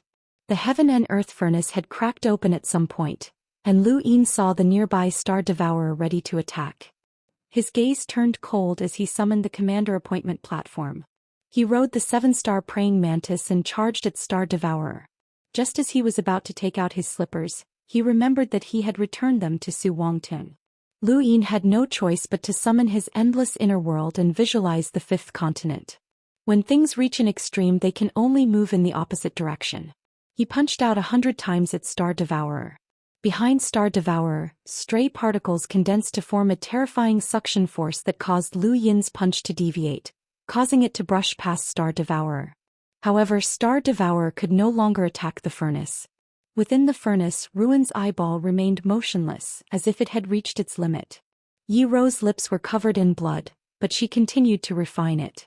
The holy civilization was not powerful, but he owed it a great debt. His strength could not be compared to humans, but he would not join the Eternals either. He was an existence that walked the edge of gray. In the entire universe, he only cared about his 2 disciples and the holy civilization. The holy civilization could be defeated, but it should not be devoured. His hatred for Ruins was far more intense than what he had seen. Yi Ro would not rest until Ruins was killed. Within the heaven and earth smelt, Su Jin was enduring an unimaginable pressure. Lu Qi only had an additional layer of the heaven and earth smelt's pressure under his skin, and he already dared to face the captain of the True God Guards, the self-proclaimed undying Lu Qi. Now the entire heaven and earth smelt's pressure was pressing down on Su Jin. The other experts from the disaster realm had come to his aid, and even the powerhouses from outside had arrived. It was as if Ruins would really be killed at this moment. However, Lu Yin did not think so. He thought of a way to force Star Devourer back while keeping an eye on Ruins. If not for Ancestor Hui's intervention, they would not have succeeded in killing the witch spirit god. Even if they had thought that they could kill the witch spirit god, she had still managed to escape from Lu Yin and Lu Tiany's eyes. If not for Mr. Mu's ancient tracing technique, the undying god would not have been killed, and they would not have been able to cause any substantial damage to him. Karma had also intervened to kill the zombie god, but she had still managed to escape in the end. Lu Yin knew all too well how difficult it was to deal with the 7 sky gods. Chapter 3104. Although Ruins had been severely injured by the 9 stars revival, Lu Yin did not believe that he could successfully kill Ruins with his current strength. No matter how much the Arrow God and the others wanted to help, even if they asked for help from the Star Toad, Lu Yin did not believe that Ruins would be killed because the sole true God had yet to act. This was the Zone of Yi, a place that the sole true God could reach. The Thunder Lord and the Grand Empyrean had both attracted the sole true God before, and that was under the premise that they had not caused any substantial damage to the Zone of Yi. At this moment, Ruins was one of the 3 masters and 6 voids. If he was killed right under the sole true God's nose, then what dignity would the sole true God have left? Were the 3 masters, 6 voids and 7 sky gods all present? Of course not. Far from it. What other tricks did Ruins have? Within the furnace, the eyeball's pupils continued to dilate before shrinking. More and more white appeared in the eye, and the entire eye became lifeless and sluggish. It was as if it would be crushed into nothingness by the furnace if given any more time. At least that was what Yiju thought. Suddenly the eyeball moved. It first stared at Yiju before sweeping its gaze across the entire second zone of Yi and then Lu Yin. Lu Yin met the eyeball's gaze for a moment, but he did not see any despair. Even the malevolence, madness and bloodshot eyes that had appeared before had disappeared. At this moment the eyeball gave him a strange chill as if something was about to happen. Be careful, Lu Yin warned. Ruin's eyeball suddenly stared downwards, and the divine power that had been blocked by the void god's power and wood energy slowly fell down as if it had lost its power. It naturally splashed onto the ground of the zone of Yi. But then a faint singing voice appeared in Lu Yin's ears. Not only him but everyone in the entire second zone of Yi heard it as well. In particular, the Grand Empyrean who had been walking towards the Black Mother Tree on the Star Toad, suddenly turned around and looked at Ruins with a solemn expression. True God's freedom technique. True gods had 3 ultimate techniques, and obtaining any one of them would allow them to transcend. One of them was known as the True God's freedom technique. Those who were free and unfettered. There was no self and no other. They gave up their thoughts, transforming into the heavens and the earth. A sad song sent off Jun Xiaoyao, True God Bayer, and the freedom technique. Sparse autumn waters, hazy beauty, gazing east. It's hard to see my family, I'll climb to the heavens, I'll be alone for the rest of my life. A sad song rang out in everyone's ears. Unknowingly they stopped fighting and looked towards the heaven and earth smelt. So did Yi Dan. Within the heaven and earth smelt, the eyeball gradually recovered as though it was no longer under the pressure. On the ground of the calamity region, godly power slowly floated, forming red lanterns that flew into the sky. It was very beautiful but also very sad. Everyone looked at the dancing lanterns, which made them feel uneasy. Lu Yin opened his heaven's eye and scanned his surroundings, but he didn't see any sequence particles. These lanterns were completely formed from divine power. Suddenly he thought of something. His face paled and he looked towards the end of Ruins. Within the heaven and earth smelt, Ruins' eyeballs spun. Below him, a lantern gradually approached the heaven and earth smelt. Yao made a move trying to break the lantern. However, the lantern did not seem to have a physical body. His power directly penetrated it. That was pure divine power. Little brat from the Lu clan, run. That's the True God's freedom art. You guys won't be able to handle it. The Grand Empyrean's voice rang out in Lu Yin's ears, and he looked at the Black Mother Tree. The Grand Empyrean was still standing on the Star Toad's head, and the toad was frantically charging towards the Black Mother Tree. It had been beaten up badly by the Grand Empyrean, and it desperately sought help from the one true God. Since a Grand Empyrean had already said this, even though Lu Yin was unwilling, he could only retreat. He could not throw away his life in vain. Everyone retreat. Void Master. This was because the Wood God and Celestial Champion did not have any objections. They understood Lu Yin, and as long as there was a chance, Lu Yin would not give up on killing Ruins. However, Yao was different. Ruins was about to be refined to death, so he would not give up. Furthermore, he was the true master of the heaven and earth furnace. Lu Yin stared at Yao. Senior, retreat immediately. This is one of the 3 ultimate techniques of a true god. We can't block it. Yao's expression did not change. The heaven and earth furnace has never failed. Lu Yin grew anxious. Hurry up and retreat. A true god's power is not something you can imagine. No matter how Lu Yin tried to persuade him, Yao refused to retreat. Helpless, Lu Yin could only give up on him. However, Yao did not realize that even if he retreated now, it was already too late. The sides of the lanterns were constantly drawing portraits of Lu Yin and the others. Lu Yin gave up on Yao and was about to retreat with the Void Master and the others when one of the lanterns shattered. At the same time, the Void Master spat out a mouthful of blood. The Void God's power that had filled the sky instantly vanished, as if it had never existed. The Void Master was shocked. What was going on? The power in his body had disappeared in an instant. Following that, another lantern shattered. This time it was Yao. The heaven and earth furnace shattered, and just like the Void Master, Yao spat out a mouthful of blood. He was in an even worse state than the Void Master, as he could not support his body and crashed to the ground. Lu Yin's pupils shrank. He had no idea where this attack had come from or how it had managed to injure the Void Master and Yao. He only knew that it was too late. The wood god spat out a mouthful of blood. Despite being a block of wood, he spat out more blood than anyone else. His body swayed as he fell to the ground. Lu Yin looked at the eyeball in the Void Master's hand, and the eyeball stared back at him. Do you really think that the 3 masters and 6 boundless can kill you? You underestimate us too much. The true God's freedom technique is enough to kill all of you. The starry sky in his heart instantly disappeared from Lu Yin's mind. His power, astral sources, techniques and everything else went blank in an instant. An uncontrollable pain assaulted him, and he could not help but spit out a mouthful of blood as he fell to the ground. Finally, Daoist the Celestial spat out a mouthful of golden blood onto the arrow god. He was pierced by the arrow god's arrow and sunk into the ground. In just an instant, the true God's freedom technique had severely injured all of the experts without exception. magician, thousand-hand imprint, and even the archer god looked at ruins with fear. This was one of the 3 ultimate skills of a true divinity. Looking at the 3 pillars of the 6 seas, there were only a few people who could cultivate these 3 ultimate skills. This was a legendary cultivation method and it truly lived up to its reputation. Quick, kill them all. Ruins shouted. The thousand-hand seal and magician hurriedly acted. At that moment the sky cracked open. It was an exalted celestial. She tore through the void and split the sky of the second zone of disaster in 2. Everyone looked up and saw a mountain range on the other side of the tear. It was the Lu Tianjing. Lu Yin's eyes narrowed. An exalted celestial could directly find the astral tree? A huge hole had also been torn in the Lu Tianjing. Lu Yuan looked up and saw the second zone of disaster as well as the heavily injured Lu Yin. His expression changed. Little 7. He stepped forward and entered the second zone of disaster. Lu Yuan's arrival allowed Lu Yin to breathe a sigh of relief.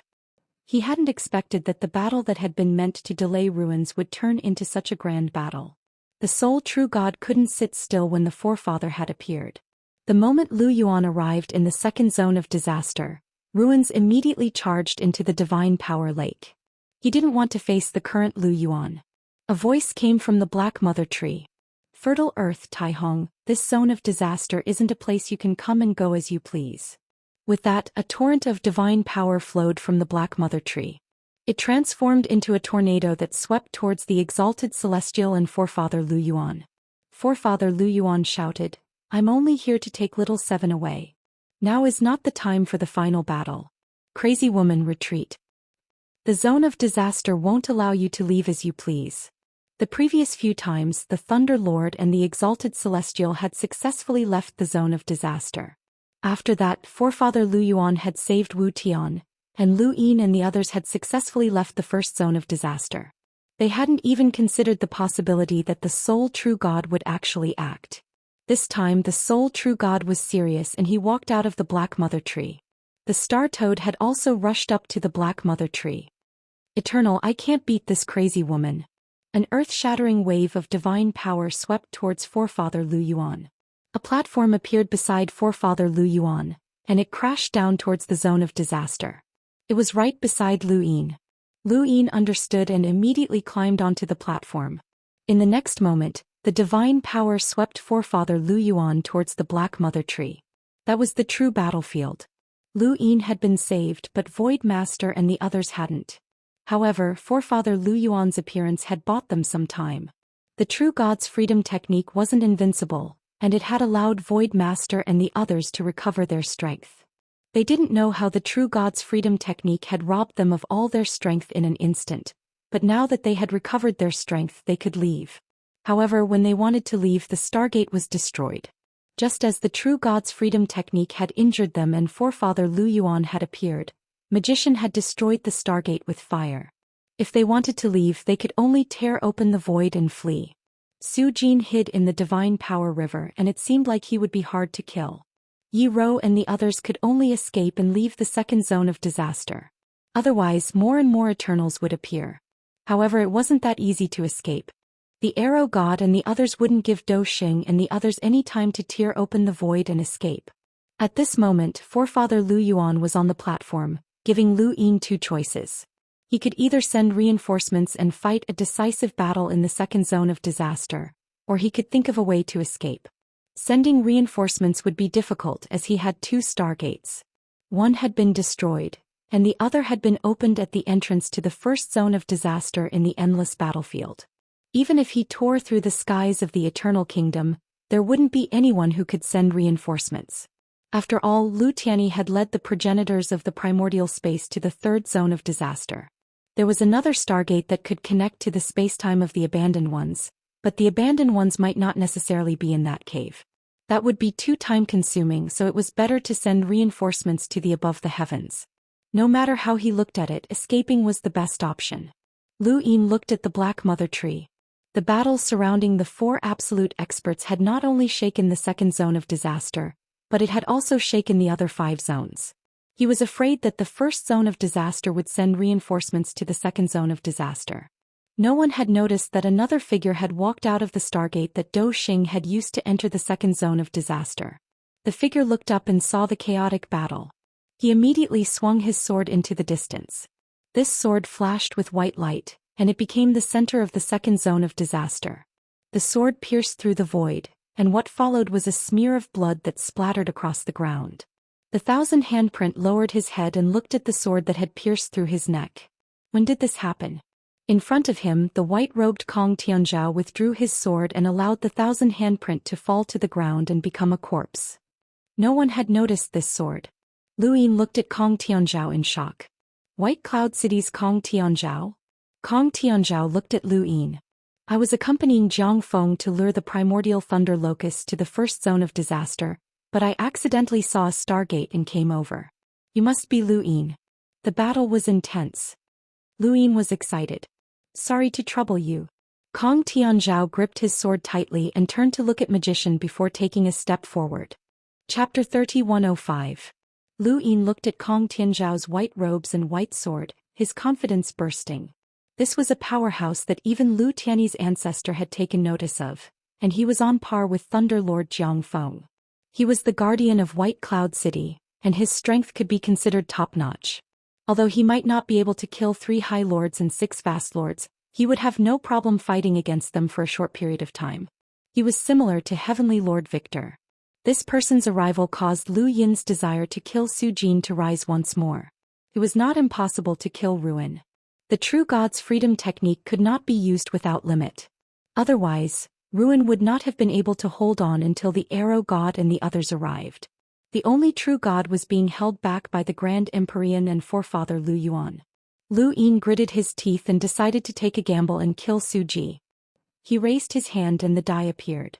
He tapped it and said, 6, give me 6. Beside the divine power lake, Yi Ro was besieged by progenitor realm corpse kings. Void Lord and Wood God joined forces to fight Star Devourer. Heavenly Lord Victorious Battle was still resisting Arrow God's archery skills. Dozens of arrows had pierced his body, but he was still alive. It made Arrow God's expression change. Kong Tianzhao was like the center of this battlefield. No matter how grand Celestial Victor's battle was, it could not conceal his presence. Magician's face turned pale. This man's swordsmanship was simply too terrifying and contained an incomprehensible strength. He had already been injured in the ancient battlefield, and if he wasn't careful now, he would definitely die. However, no matter what, he was still an expert who had passed through the Chosen of Gods and participated in the ancient battlefield. Furthermore, he had returned alive from the ancient battlefield. This was something that even Wang Fan was not confident of accomplishing. The thousand-hand imprint was not something that could be compared to. Even if he was not a match for the 7 sky gods, he was still qualified to exchange blows with the 7 sky gods and would not immediately die to Kong Tianzhao's sword. Within Lu Yuan's command platform, Lu Yin was very safe. The progenitor realm corpse kings from the second disaster territory had also arrived, including the progenitor realm powerhouses who had betrayed the human race. However, none of these people could even touch Lu Yin. Lu Yin watched as the die slowly came to a stop. 4 pips time-stop space. He entered the time-stop space and recovered for more than half a year before his injuries were completely healed. His recovery had allowed him to gain some understanding of the true God freedom technique. The reason for that was because his injuries had not come from the true God freedom technique. It took him half a year to figure it out. The true God's freedom technique might have been able to completely erase the battle technique that Lu Yin had trained in. Even though Lu Yin didn't know how the technique had managed to do so, it was a true God's ultimate technique that could allow one to transcend. Mr. Mu had the tracing of the ancients and the 9-yang cauldron transformation. One was the power of time and the other was unfathomable. Grand Empyreans were the power of reincarnation. They could even bestow power to others, allowing them to leap from ordinary cultivators to ancestor realm experts. As for the one true God, it was not too strange for him to have the 3 ultimate skills and an incomprehensible power. It could only be said that they were unlucky to have run into the true God's freedom technique. If it had been the corpse god, she would have been dead by now. The scene in front of him changed and Lu Yin appeared in the second domain of disaster, which had only taken him a second outside. In front of Lu Yin, a ferocious man glared at him as he continuously attacked. This person was a traitor to the human race and possessed a relatively strong physical body. Brat, come out and accept your death. This person thought that Lu Yin was heavily injured and could only hide in the commander appointment platform. Void Master and Wood God were also heavily injured. They could barely keep Star Devourer at bay. Yi Ro was also barely keeping up with the Ancestor Realm Corpse King. Originally, these people did not dare to approach the battlefield, but at this moment, they believed that they could kill Lu Yin and the others and contribute to the second domain of disaster. Lu Yin raised his hand and struck out with his palm. The burly man sneered and a strange change happened to his arm. He punched at Lu Yin as if he had already seen Lu Yin's arm break. But in the next moment, the burly man's expression changed drastically and he howled. Lu Yin's palm shattered his arm and at the same time half of his body was shattered. The other human traitor who was besieging the general appointment platform jumped in fright and fled without thinking. Lu Yin's gaze was cold. "Traitor, you deserve to die." "Wait, my lord, we are willing to submit." Before the burly man could finish speaking, he was easily killed by Lu Yin. Against ordinary Ancestor Realm experts like him, Lu Yin could easily crush them. He rolled the die again. This time it was 3 pips. Continue 4 pips. Continue 6 pips. At the same time on the land of disaster, divine power once again formed a lantern and began to float slowly. This scene made Void Master tremble. "Run, there won't be a second chance." Wood God felt the same way and immediately tore through the void. However, a powerful suction force appeared in front of him. It was Star Devourer's sequence law that prevented Wood God and Void Master from escaping. Beneath the divine power lake, Ruin's eyeballs spun. Lu Yin's guess was right. The true God's freedom technique was not easy to use. Every time it was used it would cause damage to the user. He had already endured the power of the 9 stars revival, and now he was suffering the backlash of the true God's freedom technique. He was already at his limit, but if he used it again he would be able to force these humans to retreat or even kill them. At worst he would go into seclusion for a long time. Suddenly the eyeball stopped spinning and its gaze became confused. It quickly recovered and at this moment Ruin was no longer Ruin but Lu Yin. Lu Yin relied on his divine power to roll 6 pips. He appeared in the dark space and saw several balls of light. One of them was especially bright.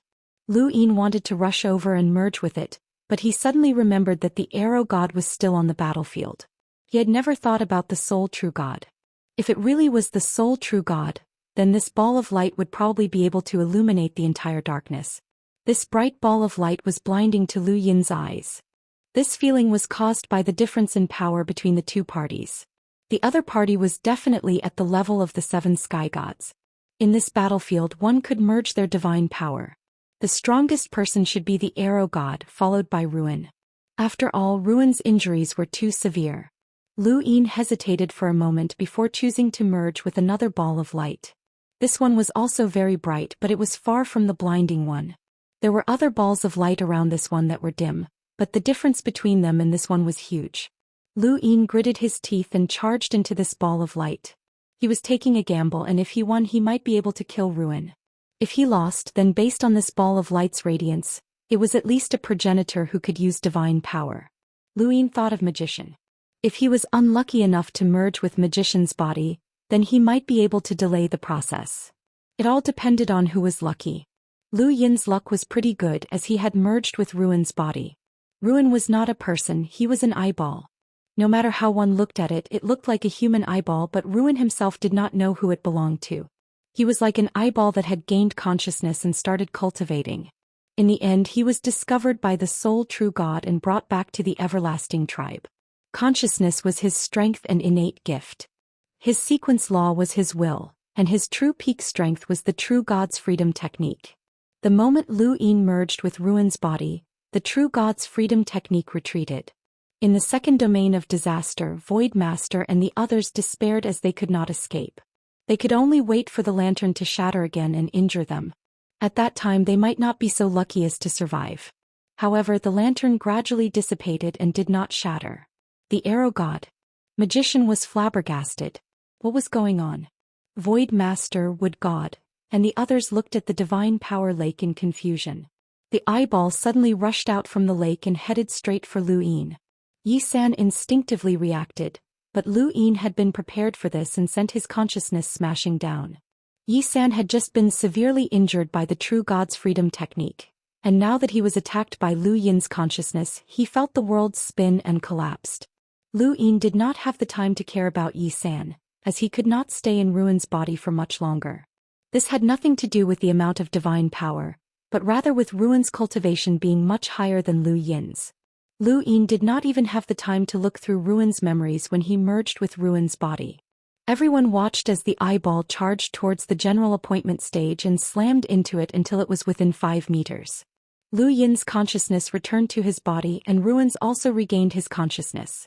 He was at a loss as he looked at Lu Yin, who was right in front of him, and then at the commander appointment platform. He was stunned and his eyeballs were in intense pain. He had been hit by the commander appointment platform and it had not been a light hit. Lu Yin merged his consciousness once more, but this time it had nothing to do with the die's 6 pips. This time he wanted to devour Ruin's consciousness. It was just like how he had devoured the consciousness of the person in the game of 1,000 faces. Under normal circumstances, it would be impossible for him to succeed, but he could merge with Ruin's body and make Ruin's consciousness stop resisting. This was the only way to succeed. As Lu Yin's consciousness merged, he controlled Ruin's consciousness and sent it into the void around Lu Yin's heart. There was already a planet formed from Ruin's consciousness in the void around Lu Yin's heart, and as Ruin's consciousness merged with it, the consciousness planet began to rotate and continuously swallow Ruin's consciousness and expand. Lu Yin's consciousness returned to his body, as he could not merge with Ruin's consciousness for too long. Ruin regained consciousness and his eyeballs stared at Lu Yin. He had been controlled and he wanted to escape. Wait, what happened to his consciousness? Before Ruin could resist, Lu Yin's consciousness merged with Ruin's consciousness once more. He had a limited amount of time, and during this time Ruin's consciousness would be continuously devoured by Ruin's consciousness planet. Once Ruin regained consciousness, it would not be so easy for him to escape. When Ruin could escape, Lu Yin would merge with his body again. This cycle repeated itself, leaving Ruin in despair. This scene looked very strange to the onlookers as they did not know what was happening. No matter how they looked at it, Ruin was attacking Lu Yin, but Lu Yin was on the general appointment stage and should not have been injured. So what was Ruin doing? And what was Lu Yin doing? Void Master, Wood God, and the others did not understand, and neither did they have the ability to disturb Ruin. Yiju finally recovered with great difficulty, and she looked into the distance at the general appointment stage that was separated from Lu Yin by the eyeball. She did not understand what was happening. Nobody could understand what was happening. Only Lu Yin and Ruin understood. Lu Yin devoured Ruin's consciousness, and after Ruin regained consciousness for the 3rd time he screamed, "Save me!" The arrow god's eyes went wide and he shot an arrow at Lu Yin. Along the way he was blocked by Celestial Champion once more. Celestial Champion seemed like he could not be beaten to death, and golden blood covered his entire body. He gripped his staff and stood tall, smashing it viciously at the arrow god. Aside from the arrow god, nobody could help Ruin, but he was also blocked by Celestial Champion. On the other side of the Black Mother Tree, for absolute experts were fighting, and nobody could see what was happening. Today is the Mid-Autumn Festival. I wish my brothers a happy reunion and happiness. I'll add a chapter at 3 p.m. Thank you brothers for your support. Chapter 3106. The first zone of disaster had suffered a calamity, and the Thunderbolt Lord finally reacted. Since the Eternals had led the ancient Thunder Locusts to White Cloud City, he would lead them to the first zone of disaster as well. The ancient Thunder Locusts had their eyes on him and it had nothing to do with White Cloud City. At this moment the first zone was facing a lightning tribulation. In the 3rd zone, Di Qiong was suppressing Lu Tianyi. After all, everyone other than the Eternals would be rejected and suppressed. However, Lu Tianyi was still able to withstand Di Qiong's suppression and hold him there. In the 4th zone, He Wuxian had yet to leave. In the 5th zone, the abandoned person was constantly destroying the Eternal Kingdom, causing the other 2 elders to chase after him.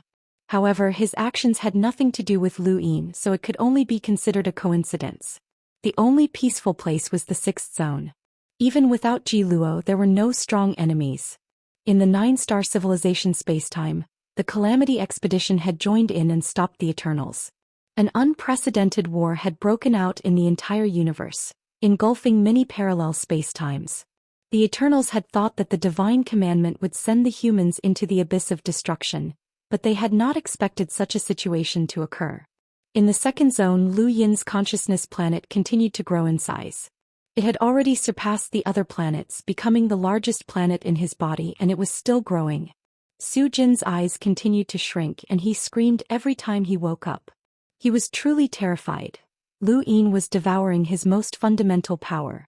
He often devoured the consciousnesses of other creatures, especially the Missouri civilization. He could not forget the feeling of directly devouring a civilization's consciousness, but he had never imagined the despair of the person he devoured. Now he felt it. Lu Yin would not hold back, nor would he think about killing him. At this moment his consciousness underwent an earth-shattering change, completing the metamorphosis. In the entire universe, there was probably no one who could match his consciousness. A crack appeared in his eyeball. Su Jin regained consciousness and screamed, "Let me go, Lu Yin. I can teach you the true God's freedom technique and tell you many things. You've already devoured most of my consciousness, let me go, let me go." Lu Yin's gaze was cold as he continued to devour. Su Jin wailed and cursed, but it was to no avail. One of the 3 pillars and 6 limitless had been pushed into the abyss of death in the second zone. The Arrow God and the other Eternals could not help him. They didn't even know what was going on. The crack grew bigger and bigger. Finally, with a soft sound, the eyeball shattered and fell to the ground. Su Jin's consciousness had been completely devoured by Lu Yin, and his consciousness planet had become the largest planet in the cosmos near his heart. It was much larger than the other planets. In terms of consciousness alone, he was already comparable to the 7 sky gods. However, the power of this consciousness was not easy to use. He still had to adapt and cultivate. In the distance, a deafening rumble could be heard. Lu Yin stared at the shattered eyeball. Ruins had truly died and he had completely disappeared. From now on, there would be no more ruins in the 3 pillars and 6 seas. He looked into the distance. "Everyone, let's retreat." Archer God stops shooting. Ruins are dead. This was because she wasn't confident that she could kill Heavenly Lord Victor. This battle would end here. Star Devourer also stopped. Magician was covered in blood. Kong Tianzhao gave him a lot of pressure. However, at that moment Kong Tianzhao also stopped. In the distance, He Wuxian appeared. He had only arrived at the second disaster region at the moment of Ruin's death. Another 7 sky gods had arrived. Neither the Eternals nor the humans had any advantage. Lu Yin looked at He Wuxian and He Wuxian looked back at him. As they looked at each other, they both thought of the opportunity they had had in 100,000 years. Now was there still a chance? He had killed 2 7 sky gods and 1 3 pillar and 6 seas. As he looked back at the Black Mother Tree, a trace of worry flashed through Lu Yin's eyes. "Ancestor, you have to return safely." The void was torn apart and everyone had their own places to go. Lu Yin naturally returned to the 5th mainland's eternal kingdom. No one noticed that when Lu Yin turned around and stepped into the spatial tear, a dark red dot of light had appeared in the direction of the Black Mother Tree. It had appeared in an instant, and what it brought with it was a dark red light that had traversed the entire second disaster zone. This dark red light had started from the Black Mother Tree, and no one could see where it ended. Along the way, it had pierced through the void and through Lu Yin's forehead, extending into an unseen distance. A shocking roar exploded. Little 7. Golden light blossomed as the God's Sealing Catalog appeared. The general appointment platform flew towards the Black Mother Tree as Lu Yuan crazily attacked. "Eternal, I'll take your life." The Grand Empyrean stared blankly into the distance. At the spatial tear, Lu Yin's eyes were lifeless and he instantly lost all light. His body fell from the sky like a corpse. The victorious celestial wood god and the others all saw this. No one had expected that the only true god would attack Lu Yin, even though the Grand Empyrean and forefather Lu Yuan had clearly surrounded and killed Ruin. Although it was only a strand of divine power, no one doubted that it had the power to obliterate everything. Lu Yin's body fell to the ground like a rock and he didn't move at all. Not far away was a fragment of Ruin's eyeball. Lu Yuan crazily attacked from the direction of the Black Mother Tree. The star toad let out a strange cry and the Grand Empyrean was cold. The only true god's divine power soared into the sky once more, covering the entire region of disaster and turning the sky a dark red. No matter how intense the battle in the distance was, it had nothing to do with Lu Yin. He fell to the ground, his eyes completely devoid of light. Blood slowly flowed from his forehead. Yiju took a deep look at Lu Yin before leaving. He had no way of saving this person and they weren't friends in the first place. The victorious celestial void master Wood God and Kong Tianzhao all rushed towards Lu Yin. The arrow god and He Wuxian didn't do anything. Lu Yin's death was an unimaginable blow to the human race. Lu Yuan had already gone crazy, so there was no need to fight to the death. To them this battle was already over. As for the only true god, if the Grand Empyreans had joined forces with Lu Yuan, the everlasting race would have long since ceased to exist. They all came to Lu Yin's side and saw him lying on the ground with lifeless eyes. They all had sorrowful expressions. Although I don't agree with this child's methods, I have to admit that he is humanity's only hope to defeat the everlasting race. What a pity. Would God sighed. Even the Grand Empyreans can't give us that kind of hope. Victorious Celestial took a deep breath and looked at the Black Mother Tree. How good would it be if that attack had landed on him? He was a person who sought death and it was very difficult for him to die. Kong Tianzhao's gaze was calm. This was the first time he had met Lu Yin, but Lu Yin had left a deep impression on him from Jiang Qin and Jiang Qingyue.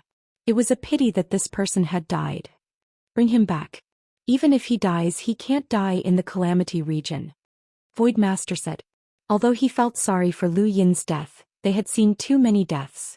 Although Lu Yin was a peerless genius, he still couldn't escape death. Since he was already dead, there was nothing they could do. Lu Yin could hear what they were saying. He wasn't dead, but his body seemed to be dead. What had happened?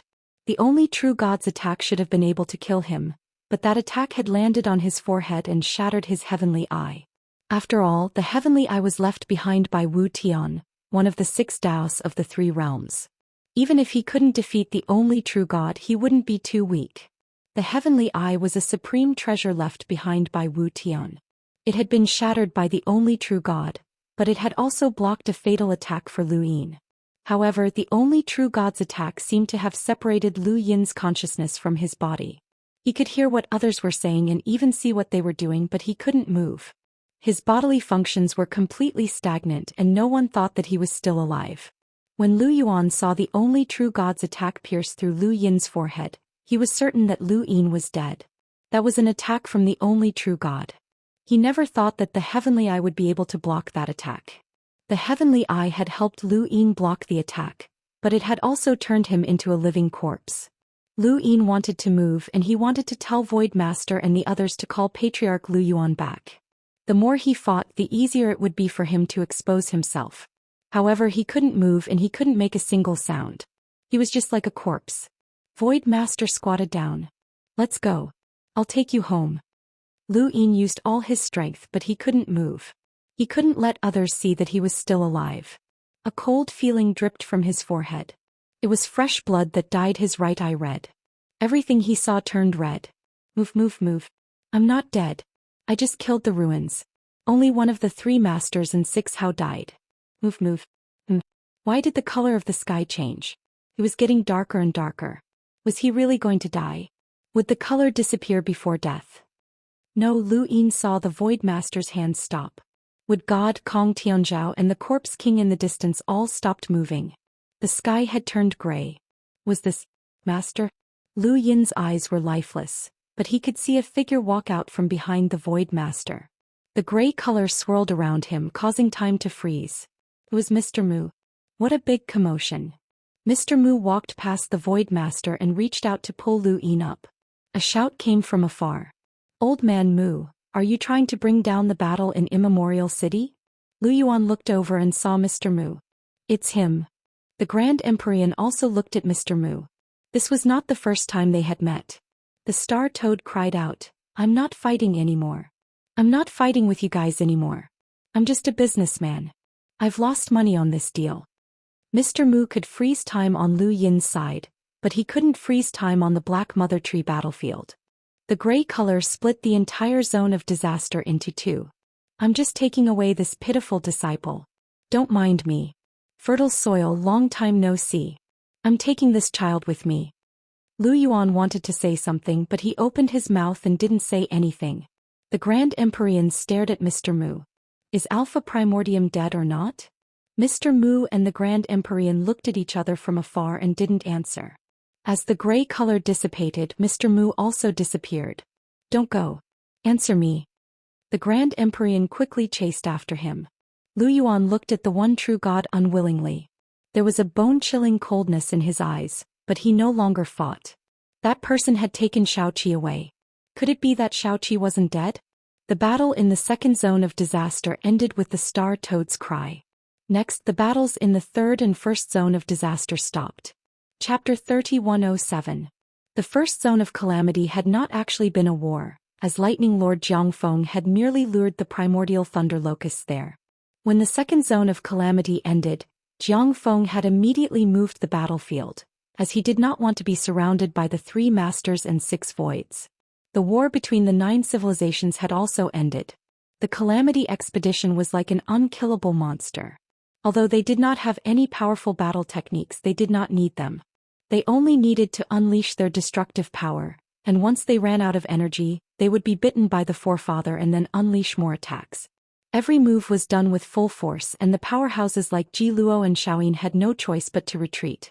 The massive war finally came to an end.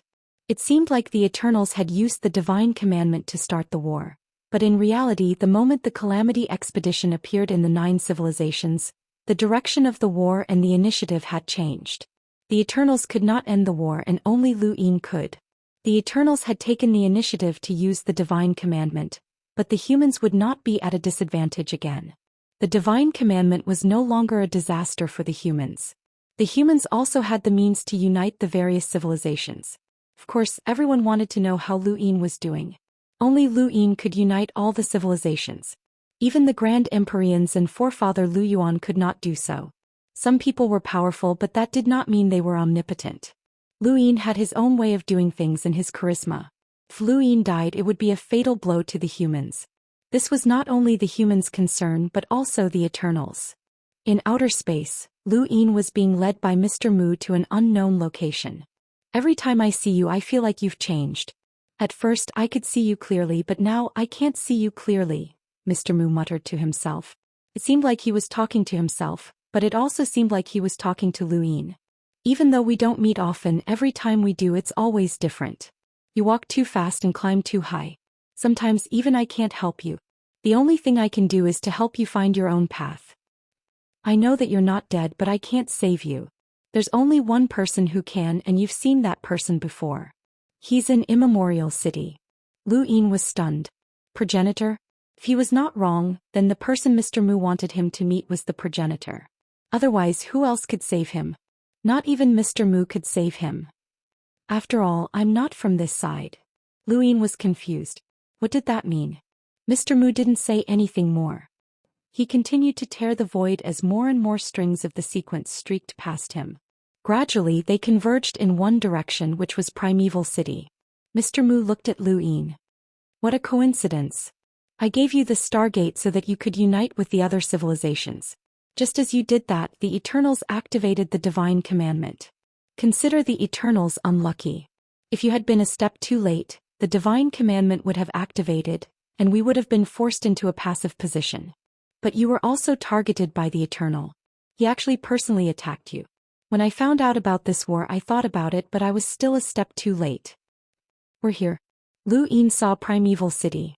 He was here again, even though he had clearly left not too long ago. But this time he came as a human. Everything was unpredictable. He thought that the next time he came to Immortal City would be a long time later. The battles in Immortal City were always shocking. Even though he had only caught a glimpse of it, that familiar feeling made him feel like he was dancing on a knife's edge. It reminded him of the days when he had fought here. Surviving for a month was the standard for the Battle of Chosen Gods. If one passed, one would be one of the 7 sky gods. However, there were very few who could pass. Lu Yin was brought into Immortal City by Mr. Mu. He stepped on the ancient tiles and entered the depths of Immortal City, arriving at a place that Lu Yin would never forget. Once again he saw a dreamlike scene. A figure was kneeling on the ground on one knee, biting down on an endless sequence of strings. He was using himself as the foundation of Immortal City, supporting the entire city. That was the progenitor. Lu Yin was still shocked when he saw this scene again. The progenitor had lost both his arms, but he was still like a pillar that supported the heavens. He supported Immemorial City and the endless sequence of strings that represented the entire universe. Immemorial City was the most intense battlefield in the universe.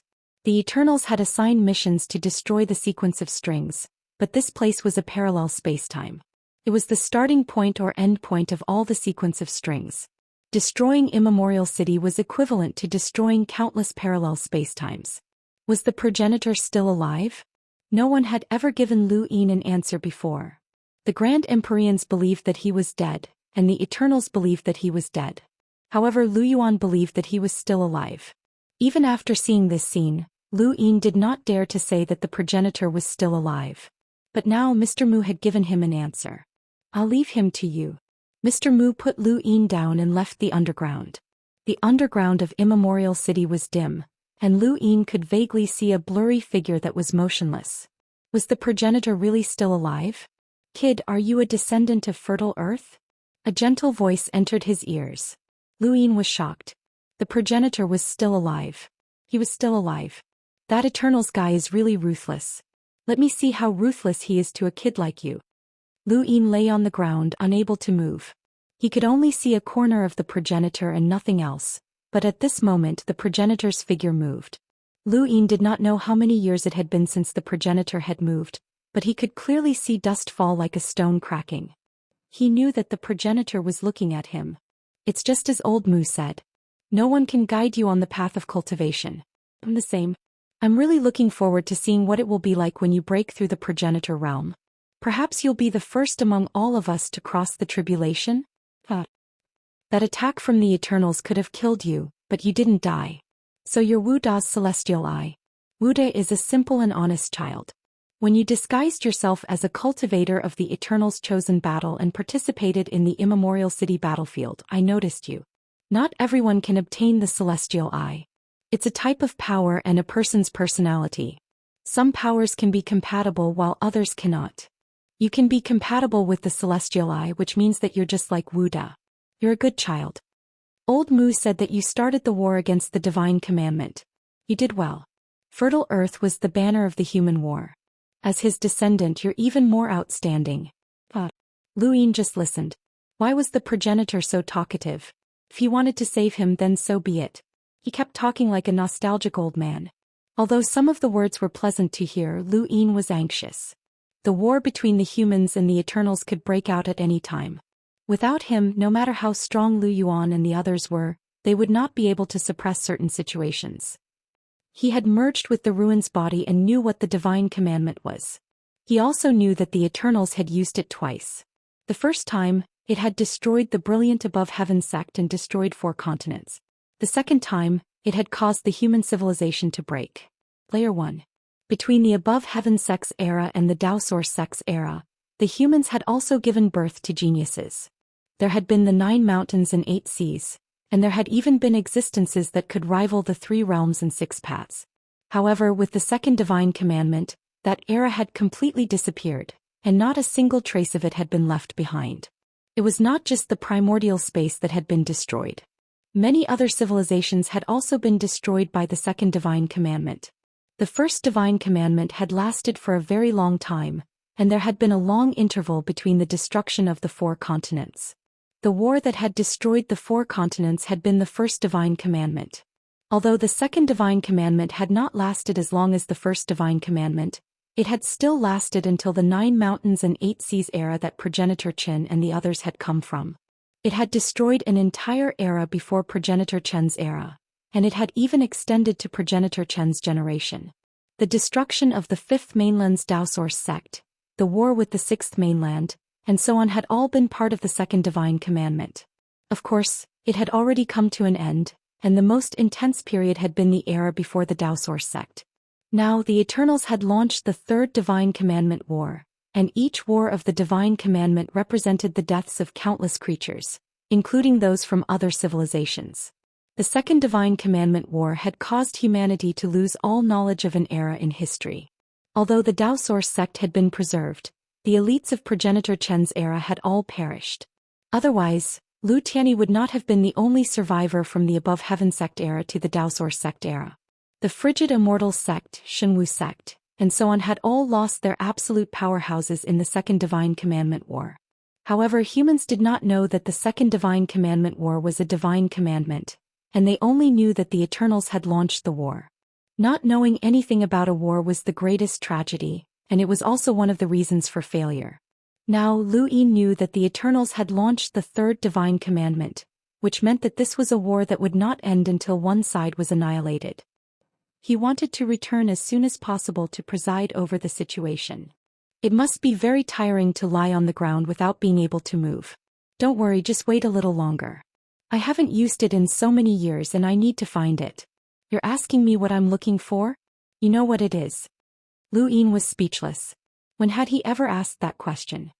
I heard that you have 4 inner worlds, and when you underwent a half-progenitor's origin tribulation in one of them, my weapon, incipient dust, appeared? Right, you guessed right, that's what I'm looking for. If it weren't for the fact that he couldn't move, Lu Yin would have said that he hadn't guessed it. After losing my arms, my power level has been greatly reduced. Although I can still fight, as long as I do, troublesome fellows will be drawn over. With my current strength, I can't defeat them, so I haven't fought for many years. Of course, don't underestimate me, I'm still very strong. I've never underestimated you. You're a progenitor, Lu Yin thought to himself. You're asking me why I'm looking for a weapon? Of course it's to treat you. The Eternals struck your head and that wound can never be closed. Normally speaking, you're already dead, so there's no need to close it. It's all the same anyway, so it's best to burn it so that it's less of an eyesore. Lu Yin was helpless. He was still alive, so who was an eyesore? But you're not dead, so that's a little troublesome. Lu Yin could only see the progenitor's back. His expectations for the progenitor had gradually faded away after hearing this chatter. No matter how he listened to it, the progenitor's words seemed to imply that he was regretful that he hadn't died. I'm not dead, but my head was pierced through. It's like there's a hole in a dam and it needs to be plugged. The most suitable one is my weapon, incipient dust. Sigh, I haven't used it in so many years and my old friend doesn't even want to talk to me. Wait a moment, don't worry. I wish my brothers a happy reunion during the Mid-Autumn Festival. Thank you for your support, thank you. Chapter 3108. Lu Yin calmed himself down. Someone had once said that everyone respected the progenitor, but once they saw him and understood him, they would realize that he was completely different from what they imagined. Was this what he meant? A chatterbox? After some time, the progenitor's voice startled Lu Yin. You're out, old friend. Don't blame me. It's not that I don't want to use you, it's just that I can't. You'll have to suffer a little and live in that kid's head. What? He's not worthy. Don't be so blunt. Lu Yin was helpless. Was it fun to talk to himself? Just as he was thinking about it, he felt a chill between his eyebrows. He suddenly sat up and gasped for breath. He could move. Lu Yin turned to look at the progenitor, his pupils constricting. What was this? How much damage could a person endure? Lu Yin didn't know. He had endured attacks that would have killed him, but he had never suffered injuries that couldn't kill him even if he wanted to. At this moment he looked at the progenitor. Not a single part of his body was intact and his back was covered in wounds. His flesh was overturned and a dark red energy surrounded his broken arm. It was obvious that it was the eternal race's divine power. The most serious injury was his neck. Half of it had disappeared. Was he really still alive? Back when he had been outside Primeval City, he hadn't been able to see the progenitor's injured neck or the wounds on his body. But now he was so close that he could touch the progenitor's body and see everything clearly. The progenitor had suffered unimaginable damage. And yet he was still biting the sequence's string. Lu Yin stared blankly at the progenitor. The progenitor turned to Lu Yin. What's wrong, kid? Are you scared? Don't be afraid, it's just some superficial wounds. What? You're asking me if it hurts? Are you kidding me? It doesn't hurt, it just itches a little. Now Lu Yin could see that the progenitor hadn't spoken at all. Half of his neck had disappeared and he couldn't speak at all. He had only transmitted his voice. Lu Yin looked at the progenitor and said in a hoarse voice, Junior, Lu Yin greets the progenitor. Fertile Earth's descendants are so well behaved? Now that I think about it, that little guy called Lu Tianyi back then was very well behaved, and so are you. Not bad, the little guys have all grown up. Back then, Fertile Earth was the most mischievous of all the children. Sigh, so many years have passed in the blink of an eye. Kid, your name is Lu Yin, right? Lu Yin nodded. Luin, you can call me Little Seven.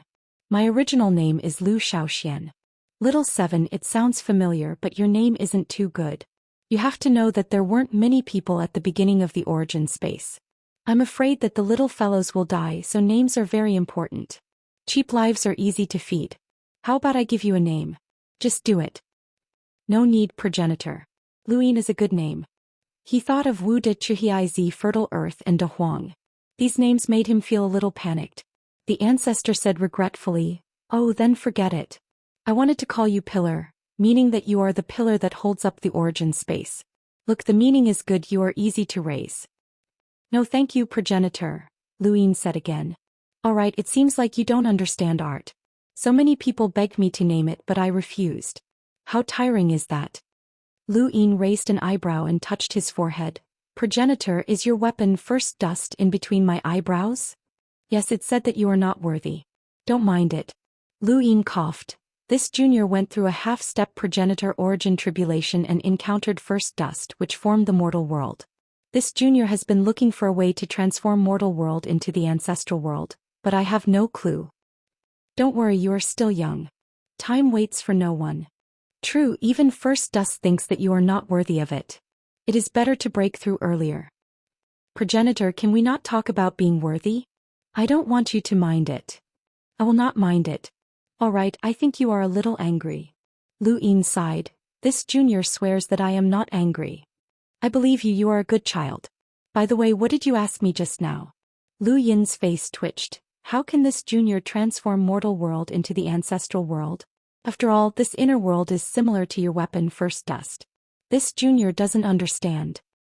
I see, I don't know either. Luin was stunned, staring blankly at the progenitor. Was he messing with him just because he didn't like the name? Don't look at me like that, Zhu. I really don't know, you have to figure it out yourself. My path is different from yours, but perhaps it is the same. Let me think, is it the same? Different? Same, yes, different, definitely different. I can only give you 4 words. Gather all living beings. Luin was confused. Gather all living beings. Yes, how you interpret it is your problem, but I feel like you have fallen into a misunderstanding. Who said that breaking through to the progenitor realm requires all 4 inner worlds? Luin's eyes widened, a thought flashing through his mind. That's right, who said that all 4 inner worlds had to transform into the ancestral world? He could completely block them and only allow 1 or 2 to transform into the ancestral world. Look at you, you really fit the name I gave you, Zhu. Sometimes don't think too much, it's easy to get confused. Progenitor, this junior is not called Zhu, Luin corrected. The progenitor fell silent for a moment. Alright, you really don't understand art. Progenitor, what about progenitor dust? Don't think too much about it. Once you break through to the progenitor realm, you will naturally be worthy of it. Luin was a little tired. This junior is asking how to use it. You can't use it for now, just leave it between your eyebrows. Perhaps the transformation of your mortal world has something to do with it. Many things will naturally happen when the conditions are right. Relax, no one can calculate everything accurately. Nyonya was the last to break through because she thought too much. I wonder how she is now. Luin was surprised. Nyonya? Destiny? You know her? Right, you have the power of Chuhiai and Wuda, so you might know Nyonya. Wait, you have Nyonya's power? You even have Nyonya's power? I didn't look closely, but Zhu, you're not bad. Luin was about to speak when one of the sequence strings in the progenitor's mouth suddenly broke. The broken string lashed out like a whip and left a bloody mark on the progenitor's back. Luin was shocked. Progenitor? The progenitor's voice did not change. It's nothing, the Eternals just broke a sequence string. It's a small matter. Luin looked at the bloody mark on the progenitor's back. A small matter? How could it be a small matter? That was the string of the sequence, an item that maintained the stability of parallel spacetime, forming the string of the sequence of the spacetime. Luin could not imagine how strong the progenitor was, but the sequence string had managed to leave a bloody mark on his back. If it had hit Luin, he would have been split in 2. The sequence string stabilized parallel dimensions like a rubber band. It was fine if it was not broken, but once it broke, it would lash out in 2 directions. The progenitor bit down on one end, so the broken string would naturally lash out at the progenitor. Luin finally understood why the progenitor's back was torn apart. There was not a single piece of unharmed flesh. It was the sequence string that had whipped him. The sequence string could break flesh and bring about pain. The pain was not what the progenitor had described. The Eternals had not only destroyed the sequence string to destroy the universe, but also to hurt the progenitor. Lu Yin clenched his fists. He could not allow the sequence string to break again. Every time it broke, it would hurt the progenitor. Juzi, you're thinking too much. Just like Nyonyo, it doesn't hurt at all. I'll let you feel it when I have the chance. It's just a little itchy. The progenitor rolled his eyes and smiled. He looked relaxed. Lu Yin's voice was heavy. Progenitor, I will do my best to stop the Eternals and eradicate them. Don't be too burdened. Learn from your master, Wu. He's very open-minded. I don't see him sad when all the creatures on his side die. Which side? Lu Yin heard this name again. It has nothing to do with us. By the way, you're in a hurry to break through, right? I'll take you to a place where you can find everything you want.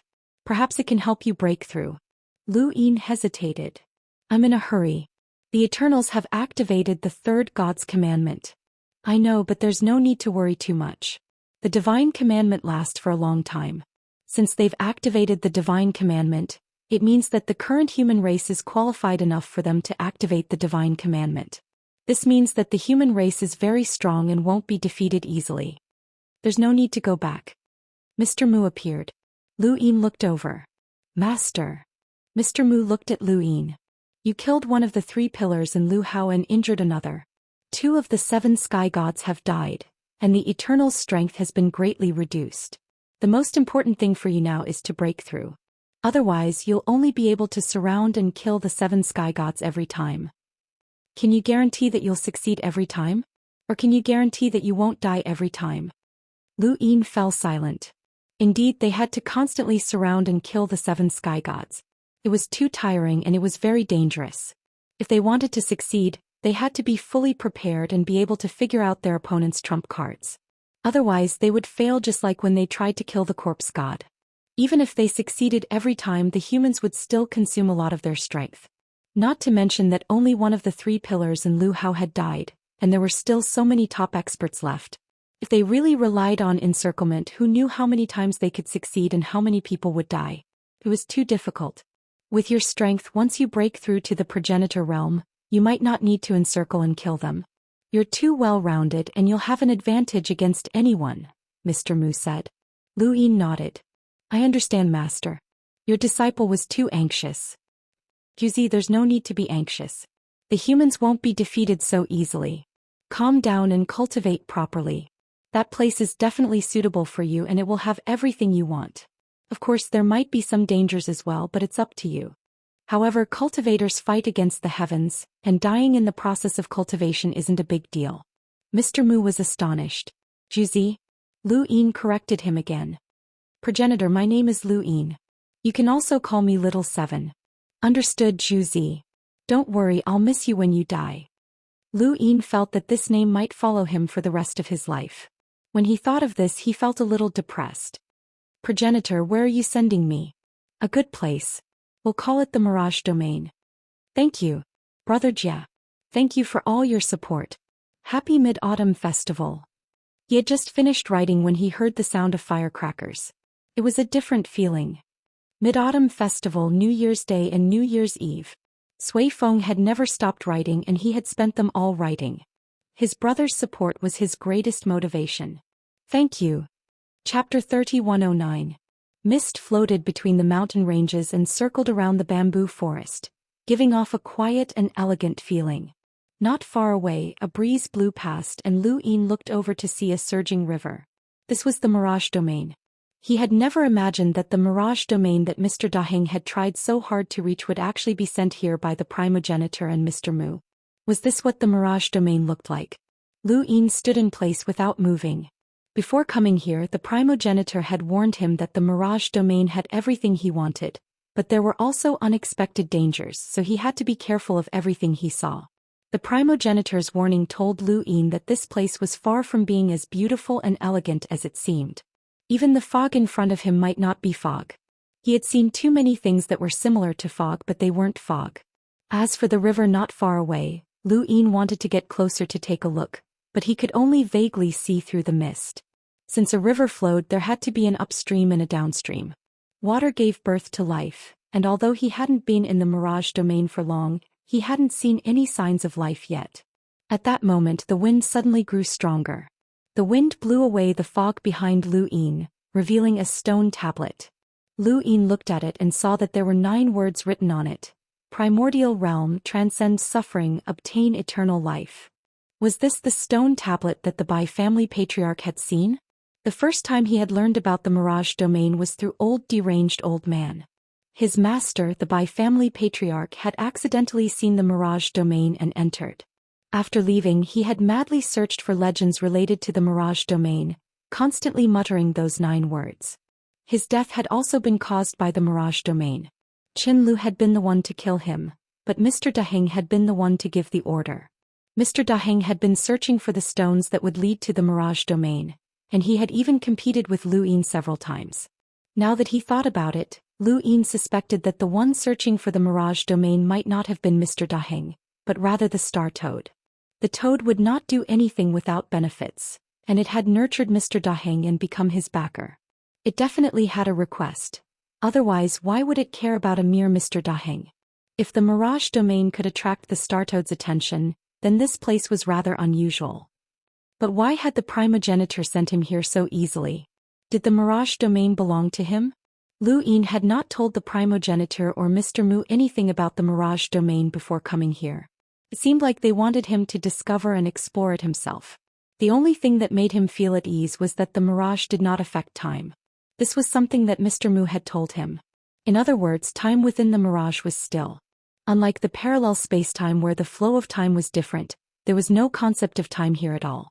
No matter how long one stayed here, it would not even be a second in the outside world. Of course, one would still pass through that period of time and this would not change. Otherwise, if everyone was brought to the Mirage domain, everyone would be immortal. As he approached the stone stele, he raised a hand and touched it. The stone tablet was simple and unadorned. It was unknown who had carved these 9 words on it. At this moment, another gust of wind blew past, dispersing the fog that was heading towards the river. Lu Yin walked towards the river, and when he got a clear look at the river, he was completely stunned. This was not a river at all, but the long river of time. In the beginning, the river of time was just a concept that everyone referred to as the passage of time. There was no such thing as a river of time. It was only when Lu Yin gradually came into contact with the power of time, especially when he underwent his half-ancestor origin tribulation, that he was able to see the truth. There was indeed a long river of time. Big Sis had lost her strength in the river of time. He had never thought that the river of time would actually be within the Mirage domain. What exactly was the Mirage domain? Could this be what the progenitor meant by saying that where there is a river there is a shore? The progenitor had said this before, but Lu Yin did not understand it. Now, however, he did. Since the river of time existed, then there must be a corresponding shore. It was just like how the power of destiny could transcend the river of time and see the future. It was normal for a river to have a bank and a bridge. But how could a normal person think of this? Lu Yin looked at the flowing river of time. Was this the river that the progenitor wanted him to fish? The Mirage domain is a good place. Everything you want is there, but there are also unknown dangers. There is a river there, and with a river there is a shore. Pelago. It is a good place to fish. Your body is the rod and your skill is the line. Enjoy the fun of fishing. Back then, Fertile Earth, Blackie and Nyonyo all went there. I hope that you will transform after you come out. Pillar, work hard. Lu Yin repeated the progenitor's words in his mind, and he smiled bitterly. Fishing? Fishing for the river of time? Was this a matter of hard work? Fishing for the river of time was not fishing at all, but fishing for the past of the river of time. The body as the rod and the skill as the line. So that was how it was. After a while, the fog was blown towards him by the wind. Lu Yin's eyes flashed as he took out Mount Supreme from his cosmic ring and dragged Zhou Yi out. Zhou Yi was one of the 12 Elysium sect masters from the above heaven era. He had seen the Grim Reaper and believed himself to be the Grim Reaper's disciple. When Lu Bujing, Fate Maiden, and the others were unfrozen, Zhou Yi had also come out. He had worked together with Lu Yin and also fought against him. In the end, he had joined forces with the Celestial Beast Empire to scheme against Lu Yin, but Lu Yin had severely injured him and imprisoned him in Mount Supreme. Dozens of years had passed since Zhou Yi had been imprisoned, and Lu Yin had neither killed him nor let him off. After all, Zhu Yi had once been one of the Elysium sect masters, and even if he was useful he was still a half-ancestor. Even if he was useless he was still a half-ancestor to the point where Lu Yin had almost forgotten about him. Now it was time to use him. When Zhu Yi came out of Mount Supreme he was confused at first, but when he saw Lu Yin his expression changed. He did not say anything and just stared at Lu Yin. Dozens of years was just a snap of the fingers for someone with his cultivation. It did not feel long. Lu Yin looked at Zhu Yi calmly. Being imprisoned must not feel good, right? Zhu Yi's expression sank. What do you want? As he spoke he looked around. Where was this place? He originally thought that he would be in the above heaven when he was released, surrounded by Lu Bujing and the others. Moreover, this kid could also borrow Ancestor Chen's strength. Otherwise, why would this kid think that he could suppress him? After dozens of years, his injuries had already recovered. Don't worry, this is not the fifth mainland. I am the only one facing you. Lu Yin looked at Zhu Yi with interest. You can try to escape. Zhu Yi squinted his eyes. At this moment his gaze went past Lu Yin and saw the surging river behind Lu Yin. He frowned. It looked familiar, as if he had seen it somewhere before. Rivers were actually similar, but the River of Time was different. This was because the water in the River of Time was grayish-white and gave off a completely different feeling. Suddenly Zhu Yi recalled something. His face turned pale as he stared at Lu Yin in shock. That is the River of Time. Where is this place? Lu Yin did not reply. Zhu Yi's entire body trembled. The River of Time was behind this kid. Even an idiot would know that something was wrong. Where had this kid come from? Why was he able to come into close contact with the River of Time? That was the River of Time, a taboo of the Above Heaven sect. Zhu Yi had only read about it in ancient texts. In the 3 realms and 6 Daoists, someone had drawn out the River of Time after crossing an ancestor's origin tribulation. In the Above Heaven sect, the appearance of the River of Time was enough to be recorded in the annals of history. Why was this kid beside the River of Time? Zhu Yi looked around and felt uneasy. His scalp went numb. Where is this place?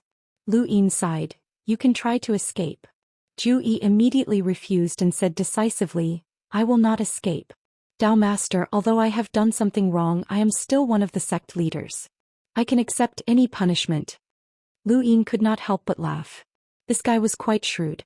For the River of Time to appear here, no matter how one looked at it, it was not normal. Being able to come into contact with the River of Time, Lu Yin gave Zhu Yi an even more abnormal feeling. Zhu Yi was very sure that once he escaped he would either be killed by this kid or die in this strange place. Could it be that this kid wanted him to scout ahead? Lu Yin praised, as expected of an expert who could cultivate to the Heaven sect leader level. Your judgment of danger is very accurate. However, today you have to escape whether you want to or not. I have indeed given you a chance. This is the only chance for you to survive as the Heaven sect leader. If you can escape, I will not stop you. If you want to live, that is your fate. However, if you continue to oppose me after escaping, don't blame me for being ruthless in the future. Zhu Yi gritted his teeth. I will not escape.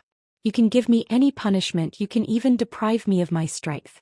However, it is impossible for me to escape. Are you that afraid of this place? Lu Yin asked. Zhu Yi's eyes flickered. He had cultivated from an ordinary person to a half-ancestor. The hardships he had experienced were unknown to others. His perception of danger was extremely strong. No matter how he thought about it, the River of Time should not be a fixed river. However, it was fixed here. This was already a power that he could not understand. It was beyond his understanding. Right now, the best place for him to go was to return to Mount Supreme. Nothing good would happen if this kid released him. Seeing that Zhu Yi was determined not to escape, Lu Yin had no other choice. Since that is the case, I can only force you to escape.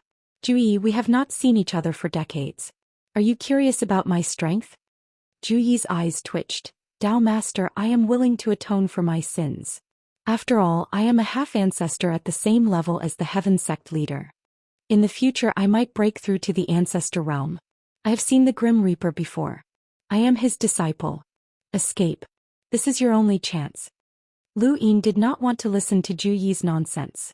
Zhu Yi did not know his current level. Grim Reaper? The 3 realms 6 Daoists were peak experts.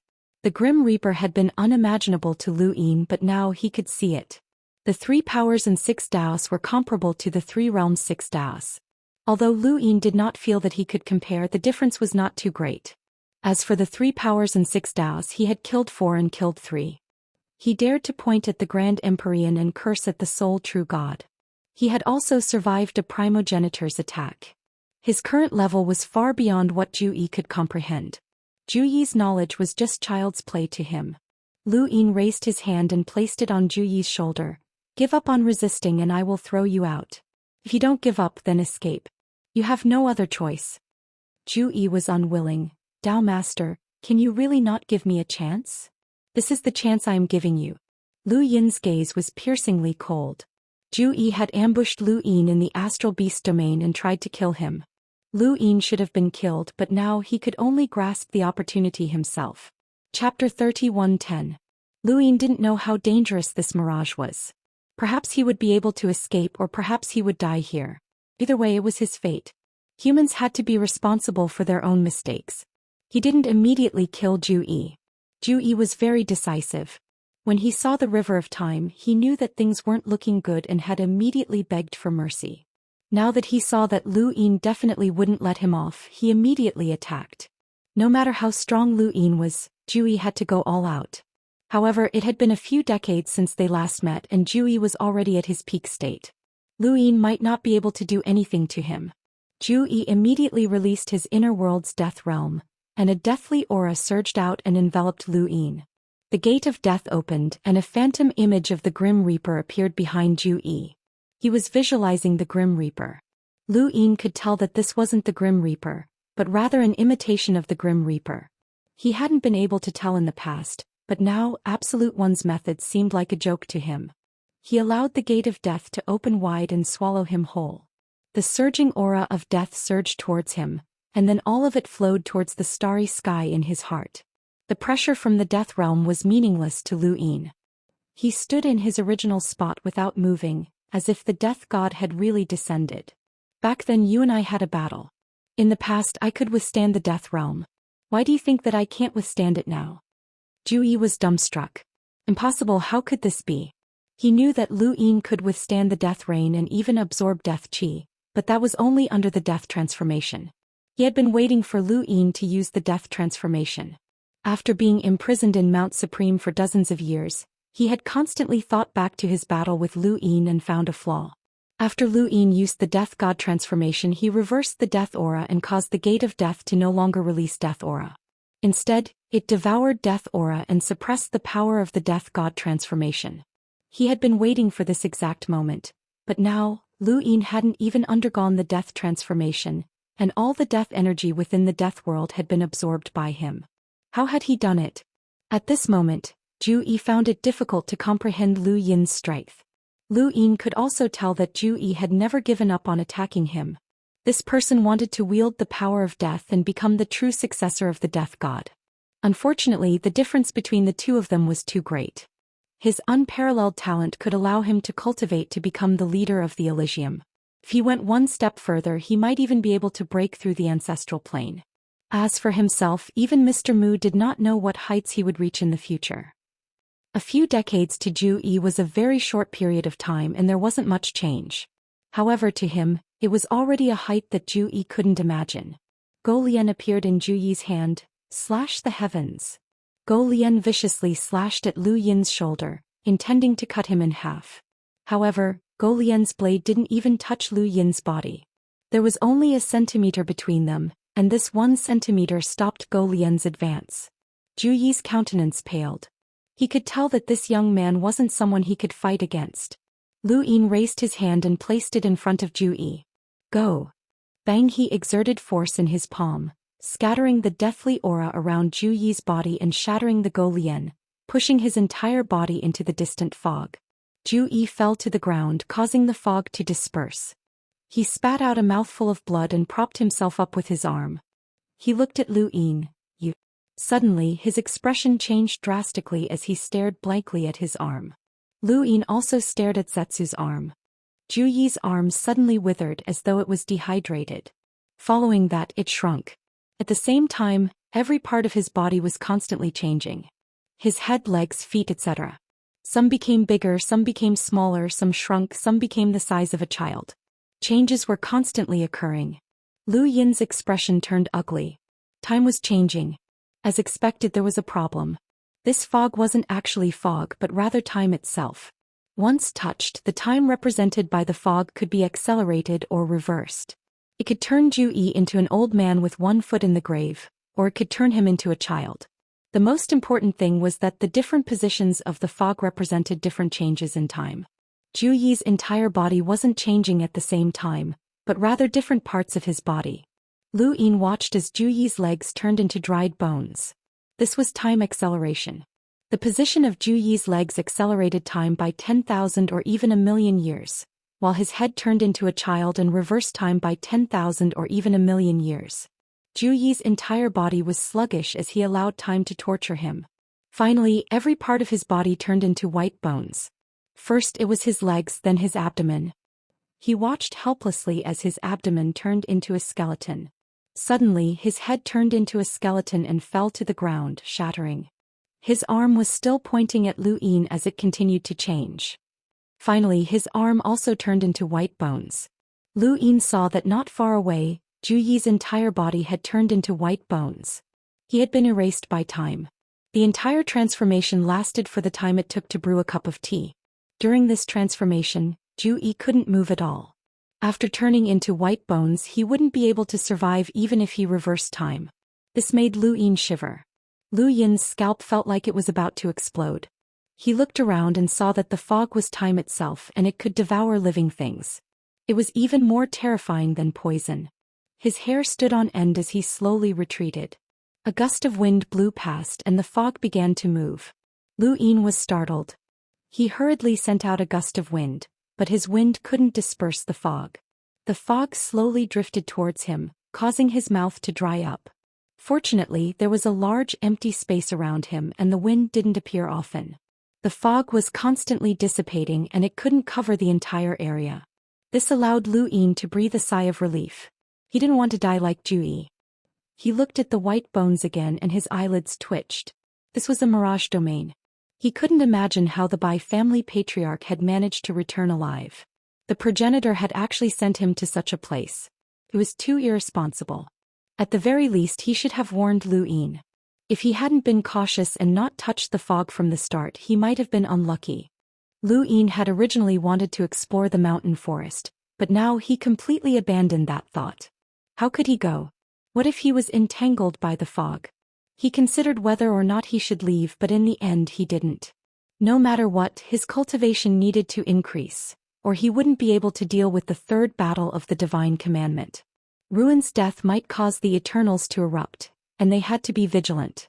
The Eternals already knew that Lu Yin had allied with many civilizations, and with their intelligence, they would definitely have a way to deal with him. The best way to deal with this was to increase his own strength. Lu Yin took a deep breath and sat by the side of the river of time as he pondered, completely calming his heart. After an unknown amount of time, he looked at the river of time. Since this was a fishing ground, then he might as well start fishing. He didn't know what he would catch. His body was the rod and his techniques were the line. Then Lu Yin's astral source flowed out from his body through his arm, forming a fishing rod that lay across the river of time. His astral source connected to his body and his body was the rod, followed by his techniques.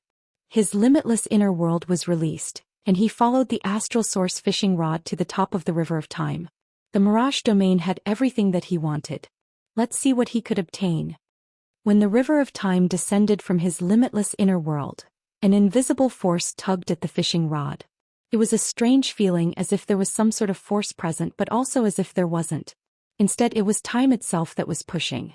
Suddenly, droplets of water splashed out from the river, flowing out from his limitless inner world and spreading out. A starry sky appeared above the river of time, and within it, two giant figures were fighting. I'll give you one more chance. With your talent in cultivating the giant's clones, I'll let you become a giant, and your strength will definitely increase. You're just one of his 9 clones. Are you really willing to be devoured by his main body one day? One of the giant figures roared and punched out, smashing into the other giant with a deafening boom. A giant is enough. I'm just a strand of consciousness from when I was young. Corpse God, you're a powerhouse of the sequence laws. yet you still can't take me down after so long. Aren't you a failure? Huh. I'm giving you a chance. If you don't want it, then die. Boom. Boom. The stars were being toyed with in the palm of his hand as the giants fought above the heavens. The two giants were one of Progenitor Chen's 9 clones and the other was the corpse god.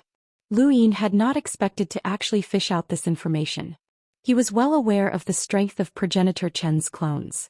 They had even fought against the envoy's origin tribulations, and only one of them had not appeared.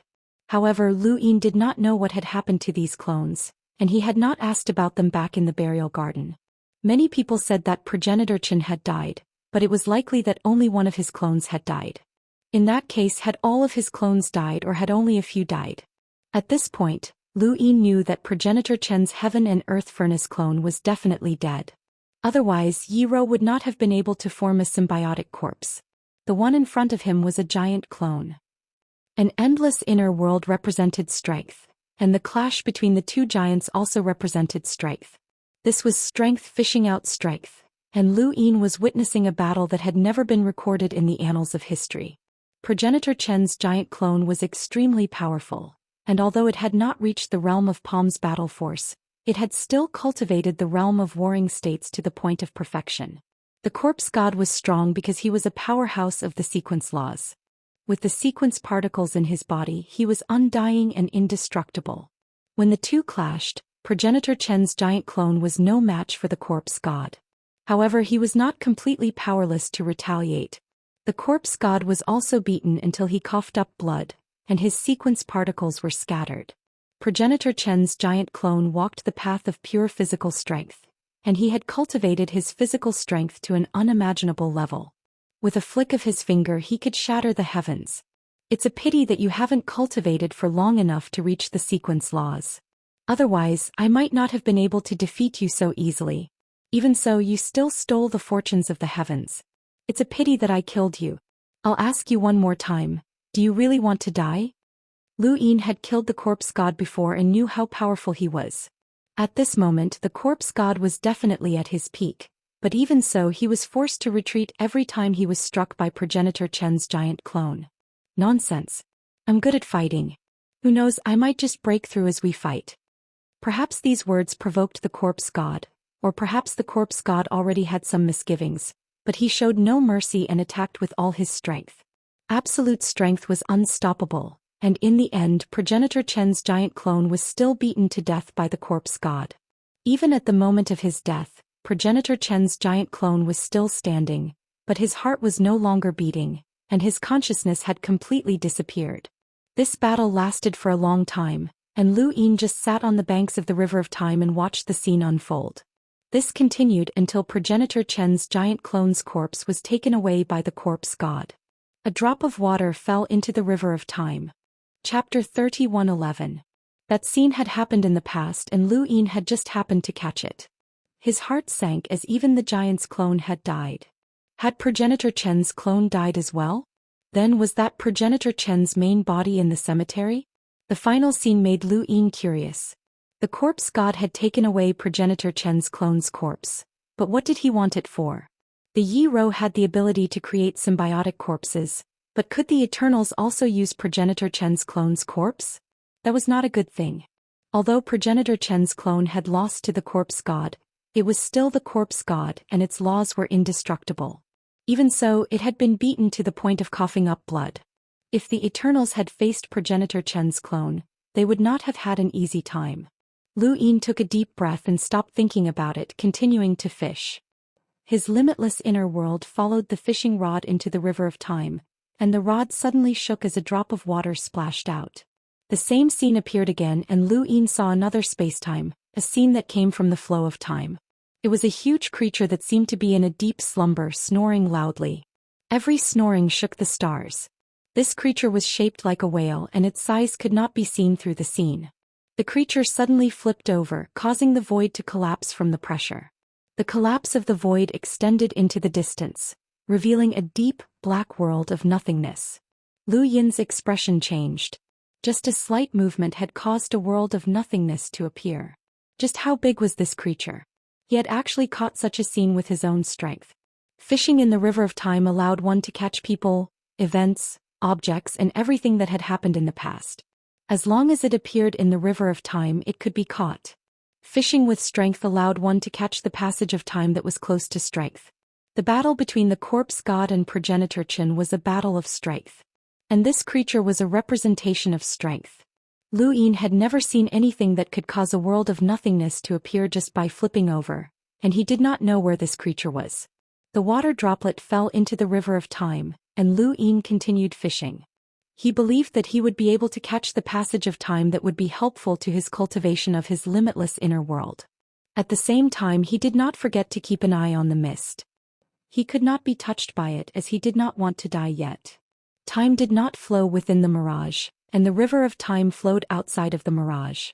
Lu Yin was not in a hurry, and he slowly used his strength to fish until there was a possibility that his inner world could transform. Then he used flowing light, the mortal world and the wordless heavenly book to fish. By the way, would the wordless heavenly book fishing fall into the river of time? Droplets of water flowed out from the river of time, allowing Lu Yin to see many things that had happened in the past that were related to strength. It was as if he was looking at different paths of life and he found joy in doing so. He didn't know how much time had passed and he couldn't remember how many times he had fished. When the water droplets splashed out again this time he actually saw an ancient god. The river of time recorded the universe from the beginning to the future. The beginning and end could not be seen. It was not easy to see familiar people or things in the vast river of time. Fortunately, the people he wanted to see were not ordinary people. The first time he had fished he had seen the corpse god and progenitor Chen's avatar. Now he had seen the ancient god. The ancient god's body was covered in palm realm battle force as he fought against a person. Lu Yin did not recognize this person and he did not know if this person was from the Genesis space, but this person was not weak. To be able to fight against the ancient god he was definitely at the level of the 7 sky gods. Even the weakest among them would not be able to fight against the ancient god, and they would be instantly obliterated. The battle was intense, and Lu Yin saw the ancient god use the hell-suppressing arena palm realm battle force, and even the palm realm of the void, using space to chase after time. Only then did he defeat that person. He was about to kill that person but that person had already lost consciousness and fainted. Finally, the ancient god stopped and threw that person into a parallel space. Lu Yin watched this scene. Why did the ancient god not kill that person? It was obvious that that person had not held back against the ancient god, and every move was a killing move. The ancient god threw that person into a parallel space and suddenly raised his head to shout, "The feeling of time? Who is it? Come out." As he spoke he punched out at the astral dome. This punch carried a terrifying power, and it was accompanied by the full eruption of Mastery Realm battle force. There was also a valiant pressure that Lu Yin had never felt before, causing the astral dome to shatter in all directions. A single punch shattered the starry sky. Lu Yin's infinite inner world was instantly shattered, and his fishing rod broke. He took a step back and spat out a mouthful of blood in shock. The ancient god had punched him through the river of time, a punch that he had not felt even during the battle of the first domain of calamity. The ancient god still had some hidden strength. This was one of the 6 paths of the 3 realms, the leader of the 7 sky gods. Lu Yin looked at the flowing river of time and wiped the blood from the corner of his mouth as he panted heavily. Fortunately, it was the river of time and not this punch. Otherwise, he would have been finished and would not even have been able to escape. That punch had shattered space-time, and from Lu Yin's perspective, its power was not inferior to that of a 9-star civilization's 9 stars reboot. Who was that person? The ancient god had spent so much effort to defeat him and then let him go. That punch was not only because he had been spied on, but also because the ancient god had guessed that someone had seen him let that person go. Lu Yin stared blankly at the river of time. For some reason he had an absurd guess. Could the ancient god have been planted by the humans among the Eternals? They had always guessed that there might be human spies among the 7 sky gods. Now that the witch spirit god and the undying god were dead, only the ancient god, the corpse god, the forgetful ruins god, the white god and the black god were left. The corpse god should not have been the culprit as he had almost been killed. Furthermore, he was a giant and had nothing to do with the Genesis space. Giants did not care about the lives of humans. The white god was the most mysterious and even now no one knew who he was. However, countless human spies and redbacks all came from him. If he was a human spy then it would be too laughable. There was no need to do such a thing. The ancient god had never been suspected by Lu Yin and the others because he was one of the 6 paths of the 3 realms. If one of the 6 paths of the 3 realms betrayed the Genesis space, then he would definitely be watched by the sole true god. If he was a human spy, then the sole true god would be too laughable. Lu Yin had suspected the Forgetful Ruins god, but he had pulled Wang Xiaoyu and Wang Fan into the Eternals, which had basically caused the entire Wang family to bear infamy. Wang Xiaoyu was also the greatest redback in the history of the 5th mainland, so it should not have caused a war between the 5th and 6th mainlands. The most suspicious person was the Black God, as he had given Lu Yin 100,000 years to consider. But now Lu Yin was at a loss. The ancient god's actions were a little strange. It would be great if he could find that person and learn his identity. Lu Yin did not feel good after being punched by the ancient god through the river of time, and he even spat out blood. He needed to rest for a while. Around him, wind picked up and fog drifted over, scaring Lu Yin so much that he quickly changed his position. Although he had not calculated the time since he had entered the Mirage domain, it should have been several years since he had entered it. As his cultivation increased, time would become less important to him. When he had entered the Daoist sect's main hall and traveled through spacetime with the help of the progenitor's sword, it had been 20 years since he had returned. A mere 20 years was meaningless to him now. After a long time, Lu Yin's injuries recovered and he continued fishing. He had discovered the joy of fishing the river of time. Since ancient times, how many people had actually fished in the river of time? Lu Yin had been envious of the sword sect's sect master Lu Qinjue's ability to fish in outer space, which was why he had occasionally fished in the above the sky sect. Now if Lu Qinjue knew that he had fished in the river of time, who knew what kind of expression he would have? In any case, Zhu Yi would be so frightened by the river of time that he would not even dare to flee. He placed his fishing rod across the river of time, and an endless inner world fell down as he continued fishing. Perhaps a few years or even a dozen years had passed, but Lu Yin had seen many scenes of the past and he had also seen some familiar faces. He had no choice as he knew quite a few people who could be drawn out by his power. He had even fished up his own half-progenitor origin tribulation. He had given up the moment he had fished up this past, as this past had included a grand empyrean and a true god. These people might even come out of the river of time and attack him, which would not be as powerful as the ancient gods. On this day, Lu Yin had fished up a shocking scene. An enormous continent was constantly cracking apart as a giant elephant let out a low roar and crashed into the continent, knocking a huge figure into the shattered continent. There was also a tree on the continent, the Mavis Divine Tree. That was the scene of the second continent shattering. And that giant elephant was naturally the immovable celestial king elephant. This past had lasted for a very short period of time, and Lu Yin had also seen ancestor Lu Yuan. The one that had been knocked into the second continent by the immovable celestial king elephant was most likely the corpse god. This was a terrifying past that could not be withstood. Even though it was separated by the river of time, Lu Yin did not dare to take a closer look. It was as if he had seen his own half-progenitor origin tribulation. He let out a breath. One day he would also become a powerful existence that even the river of time would not dare to spy on. Right, he was lost in thought as he looked at the river of time.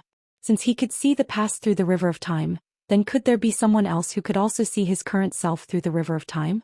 Lu Yin suddenly looked up. He was surrounded by fog, so he did not know.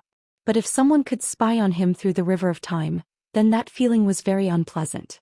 He continued to fish. After an unknown amount of time, Lu Yin saw spacetime shatter. That spacetime had originally been very calm, and there were many stars rotating. But for some reason the stars had suddenly collided with each other and shattered, as if they had been disturbed by an unfathomable power. The stars in the entire spacetime had collided with each other, and each collision had created a huge force that led the other stars to continue colliding with each other. These collisions had spread throughout the entire spacetime, causing it to be destroyed. Lu Yin sat on the shore of the river of time and stared blankly at this scene. His brain was throbbing non-stop and his eyes were lifeless. This scene gave him a sudden burst of inspiration. The collision, the force, the pushing force, and so on.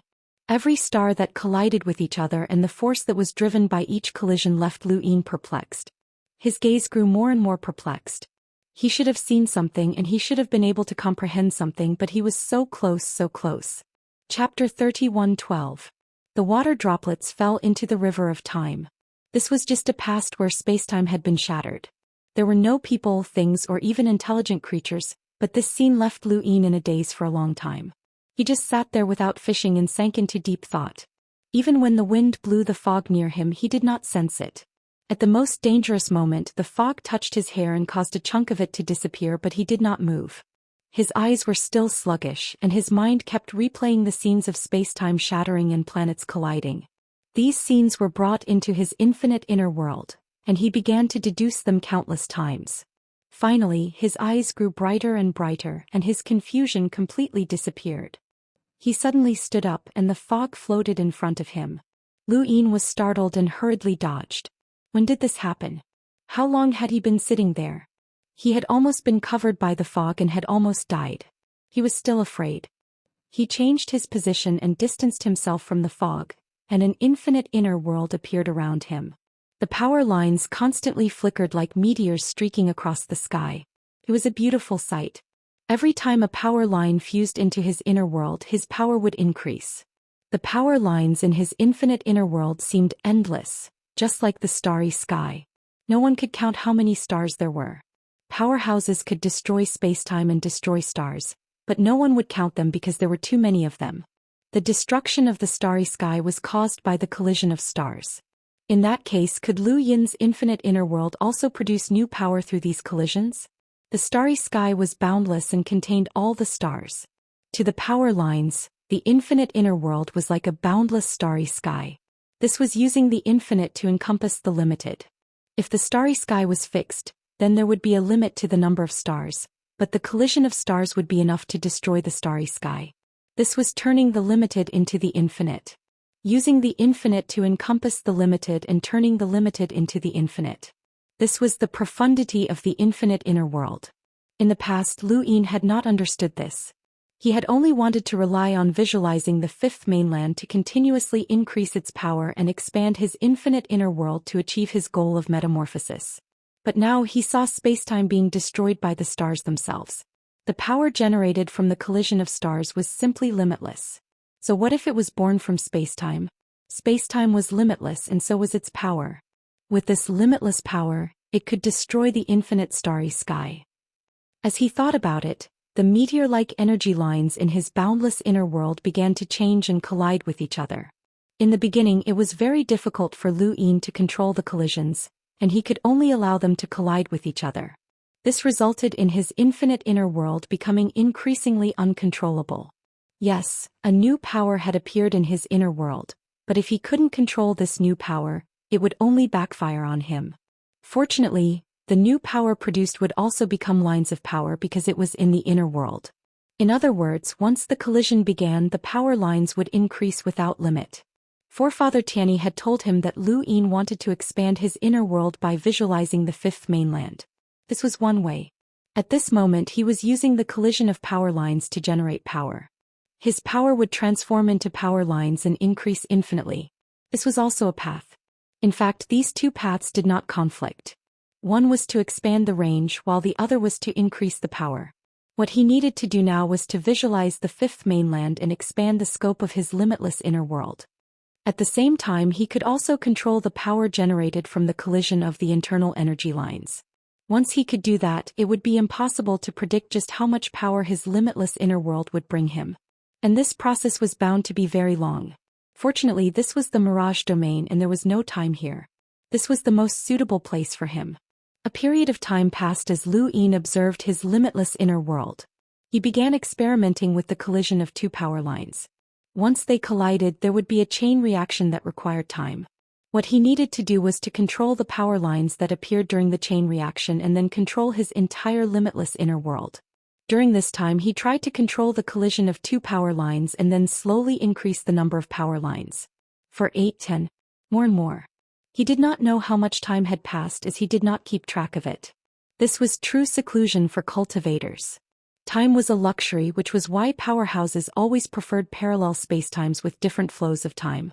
The progenitor had actually sent people to the Mirage domain. Had those people from Primeval City also been here? If more and more people entered, wouldn't their strength increase rapidly? That shouldn't be possible, as there had to be some kind of restriction. Lu Yin did not think about the others as he only wanted to perfect his limitless inner world. There was no need to expand the range for now as it was already difficult to control, so there was no point in expanding it. Another period of time passed and Lu Yin changed his position dozens of times. This fog was too annoying and he tried to use something to block it, but what could block time? In the end he gave up. Finally, one day the power lines around Lu Yin's limitless inner world collided continuously, creating new lines that also collided continuously. There was no limit to the number of lines. Lu Yin's gaze turned cold as the lines continuously merged into his body and collided with each other. His power continued to increase and new lines appeared endlessly. Lu Yin was currently enduring an unlimited amount of power, but his body had a limit. Not long after, his body could no longer bear it and he had no choice but to use the extreme matter reverses technique. This was one of his experiments. His body definitely had a limit to what it could take, and that was to use things in the opposite direction. Using things in the opposite direction to withstand extreme pressure, not only could he withstand more force, but he could also rely on things in the opposite direction to absorb the pressure's damage and then use it to form a second attack. His limitless inner world suddenly disappeared and Lu Yin punched the sky. He squatted on the ground and panted heavily. He raised his hand, excited that he had succeeded. What seemed like a single punch had actually contained two destructive forces. One came from the superposition of his own power, and the other came from the extreme matter reverses technique that absorbed the pressure.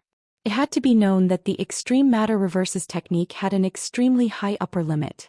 If even the extreme matter reverses technique could not withstand it, then one could only imagine how much pressure the superposition of his limitless power had placed on Lu Yin. To put it bluntly, the destructive power of the extreme matter reverses technique had already reached Lu Yin's own limit. This was a limit that not even ordinary powerhouses of sequence laws could reach. In addition, he had released his own power with this punch. There was no need for visualization anymore. His power had already transformed and he could clearly see his limitless inner world. In the future, his limitless inner world would definitely become the strongest force in the universe. Lu Yin was confident that his punch could destroy most powerhouses of sequence laws, and even the corpse god would not be able to withstand it. In the future, his punch would become a nightmare for countless enemies. No, it was already a nightmare. The power of this punch had far surpassed what it had been in the past. If he added the 100 shackles technique, Lu Yin would not even dare to imagine its power. However, the 100 shackles technique might be an exaggeration, but he could not use it continuously. He had to continue experimenting. The transformation of his limitless inner world pleased Lu Yin, and he was confident that he could break through to Ancestor Realm with it. Next up were his three other inner worlds. Each of his inner worlds was stranger than the last, and his limitless inner world was still the most ordinary. After thinking about it, Lu Yin decided to use fishing with flowing light. In the mortal realm, he did not know what the textless heavenly tome was used for. The textless heavenly tome was slightly better, as it could be used to write names and prevent the person who wrote it from being accepted by the fifth mainland. However, he did not know what else to do with it. The forefather had specifically reminded him not to reveal the textless heavenly tome. Now it seemed that transforming into flowing light was the most practical choice. Furthermore, this was the river of time, which was the most suitable place for flowing light. Lu Yin had long since thought of a direction for flowing light's transformation, which was to go to the outer realm and search for a parallel universe with a different flow of time. However, that was just a guess and there was simply too much time to search for. How could there be so many parallel universes with different flow of time for flowing light to increase its time? He did not have the time to search for them. Hopefully, the river of time would be able to transform flowing light. Using his body as a rod, flowing light shuttled around Lu Yin's body and followed the fishing rod towards the river of time, slowly probing into it under Lu Yin's apprehensive gaze. Flowing light was space chasing after time, while the river of time was time itself. Lu Yin felt that it was very risky to let flowing light enter the river of time, but he had no other choice. If he did not do this, he did not know how long it would take for flowing light to transform. Cultivation was always a risk. When flowing light touched the river of time, Lu Yin was almost taken away.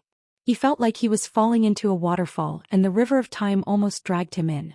He hurriedly pulled flowing light out, his back drenched in cold sweat. He looked up. A water droplet? Flowing light wrapped around a droplet of water. That was the passage of time, and Lu Yin had seen too much of it. This droplet also allowed Lu Yin to see the passage of time as well as the endless passage of space. However, he did not see any living creatures or anything else, only the endless passage of space. What did this mean? Was this a scene of time? The scene quickly disappeared. Lu Yin had assumed that the droplet would fall into the river of time, just like when he used his limitless inner world to fish. However, this time the droplet did not fall. Instead, it was swallowed up by flowing light. Lu Yin was shocked as he stared at flowing light, but no droplet fell. That droplet, or rather that drop of time, was gone. How could it be gone? Lu Yin hurriedly retracted flowing light and continued traveling. Flowing light had originally seen 600 seconds, but this time, Lu Yin counted and saw that 5 seconds had passed. These 5 seconds were the passage of time that flowing light had just seen, as well as the endless passage of space. After the droplet was swallowed up by flowing light could see that 5 seconds had passed. There was such a thing. Lu Yin was ecstatic. He had spent a lot of effort to find parallel spacetimes with different flows of time, and only after obtaining their acknowledgement could he see that time had increased. But in this mirage domain, sitting next to the river of time and fishing could increase the time he could see that time? This was too exciting. Lu Yin's breathing quickened. He wanted to see if this was really the case. However, there was one thing he had to take note of. He had almost been dragged down by the river of time. His limitless inner world did not have such a problem. Flowing light's ability was similar to that of time, which was why there had been such an outcome. Chapter 31:13. Lu Yin gripped the fishing rod tightly and unconsciously increased his strength. He stabilized himself and slowly sent flowing light into the river of time. In that instant he was almost dragged away again. This wasn't a problem of strength, as if the river of time wasn't dragging him away but flowing light. However, flowing light belonged to Lu Yin, which was why Lu Yin was implicated. Flowing light was space chasing after time, and space was the carrier of time. The flow of time drove space along. Flowing light had the ability to chase after time, but it belonged to space itself, so it was normal for it to be dragged away by the river of time. Lu Yin hurriedly pulled flowing light back, but this time he didn't catch any water droplets. He frowned and tried again. He wanted to see if he could really increase flowing light's viewing time by fishing. This was an opportunity for flowing light to transform. Flowing light fell into the river of time again, and he tried again and again, but he was almost dragged away again and again. Lu Yin could tell that as long as he pulled flowing light back quickly enough, he wouldn't be dragged away. The river of time's power to drag flowing light was stable. He gradually grasped this stability. This time Lu Guang fished out another water droplet and Lu Yin saw another image. This time he saw a stranger that he didn't recognize. This person's face was ferocious, and he seemed to be struggling or fighting at the same time. The image disappeared in an instant and that person's head flew off. He was dead. The water droplet still didn't fall into the river of time and was swallowed by flowing light. Lu Yin tried again, and sure enough, 3 seconds were added. These 3 seconds were exactly the time the scene lasted. Although he only managed to catch it once after many attempts, it was still much easier than trying to find a parallel spacetime with a different flow of time. Finding it was one thing, but to be recognized by that parallel spacetime took too much time. Lu Yin was excited and continued. He continued fishing and he caught a few more scenes. However, he didn't care much about them as they were merely images of the passage of time.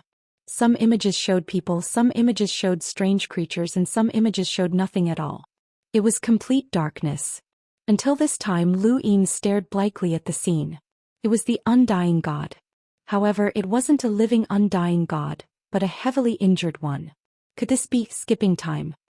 Lu Yin stared at the scene and it instantly disappeared. The undying god had skipped time for only a moment. Lu Yin hadn't expected that his fishing in the river of time would actually catch the undying god's skipped time. What was it that he had been fishing for? Was it really the passing of time? No, he thought of another possibility. Could it be that what he fished up was all erased time? The river of time flowed endlessly. If he wanted to use the flowing light to fish out the past, wouldn't he be erasing everything that had happened in the past? Lu Yin had always been suspicious of this, but he hadn't thought too much about it. Now that he thought about it, this was indeed the case. The flowing light devoured the past of time, which meant that the past of time was gone, which meant that the past had been changed. Clearly, Lu Yin did not have this ability and neither did Lu Guang. What it devoured wasn't the real past, but the time that couldn't be erased by the river of time. For example, the time skipped by the undead. The undead god had skipped that period of time and denied that period of time, so that period of time could not be tolerated in the long river of time, but there really was that period of time. Then, could it be understood that it was a drop of water that was not swept away by the long river? Only that drop of water could be caught. Therefore, flowing light continued to fish. Although it had clearly fallen into the long river of time, it could never catch anything. Even if it caught something, it could devour it. What flowing light devoured was not the past of time, but the time that had been abandoned and erased. Lu Yin exhaled. If this was really the case, then he recalled Mr. Mu's tracing of the past. The reason why the undead god had been killed was because he had skipped time and had been found by Senior Mu carving. Then what did tracing of the past mean? Finding back the time that couldn't be tolerated in the long river of time? Lu Yin recalled what ancestor Lu Yuan had said.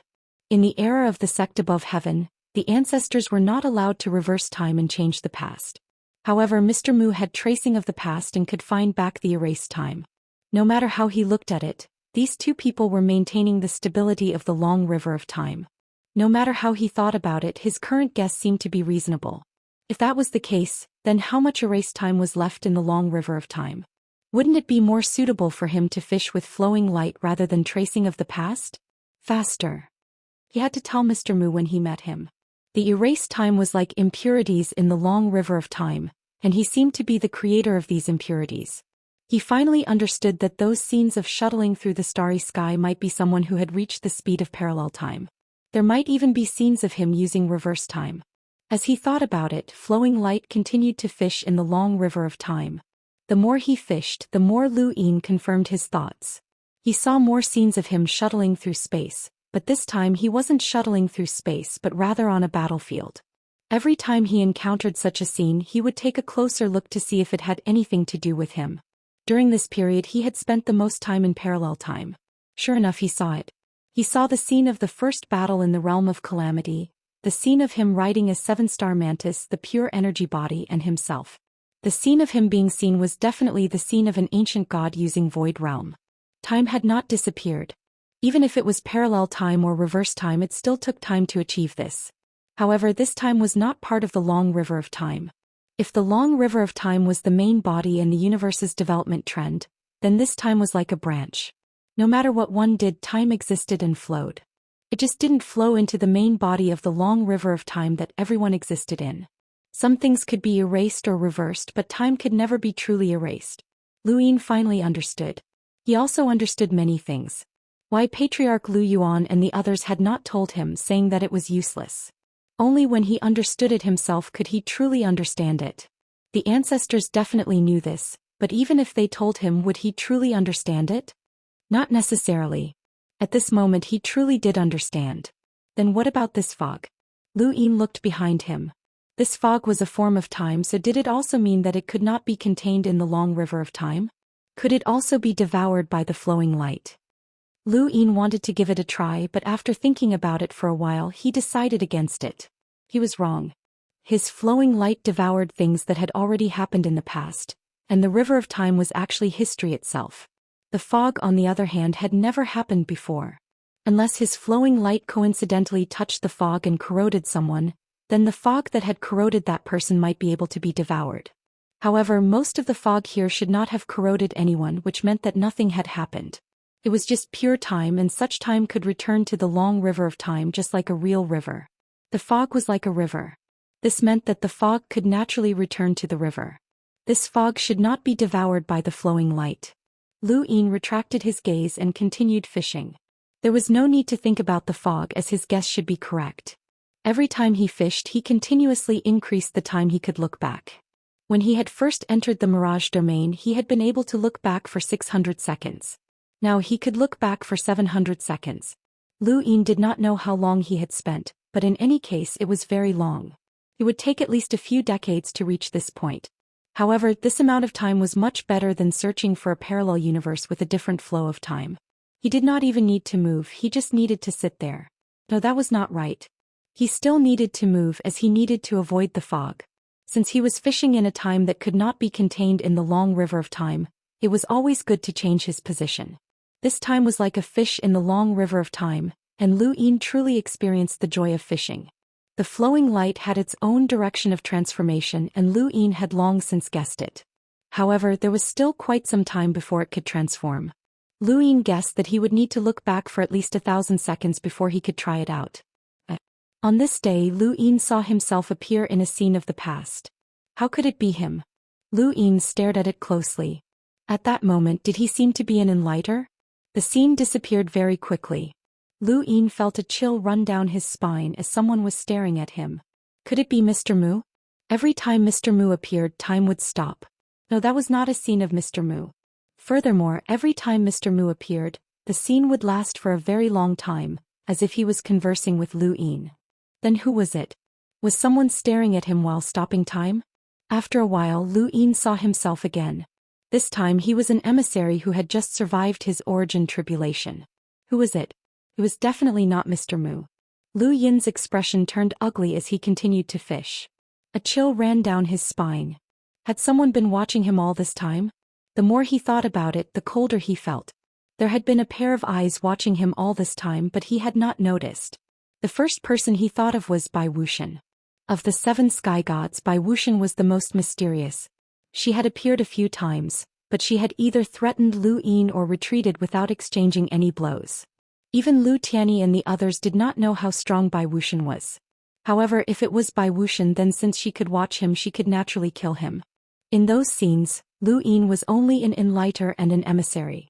There was even one scene in which he was an explorer, which meant that he had been watched ever since he had become an explorer.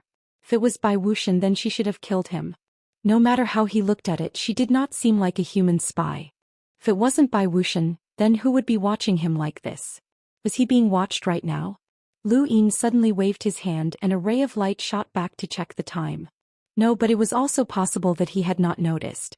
The person who was watching him was definitely a powerhouse that Lu Yin could not touch. Lu Yin hoped that this person was protecting him and was not an enemy. This possibility was very high, but if it was an enemy, then it would mean that this person's goal was so great that even Lu Yin could not guess it. An everlasting? A powerhouse from outside the domain?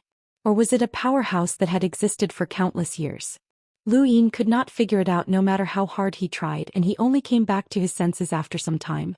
No matter what, it was impossible for anyone to be watching him in this mirage. He had just met the primogenitor and Mr. Mu.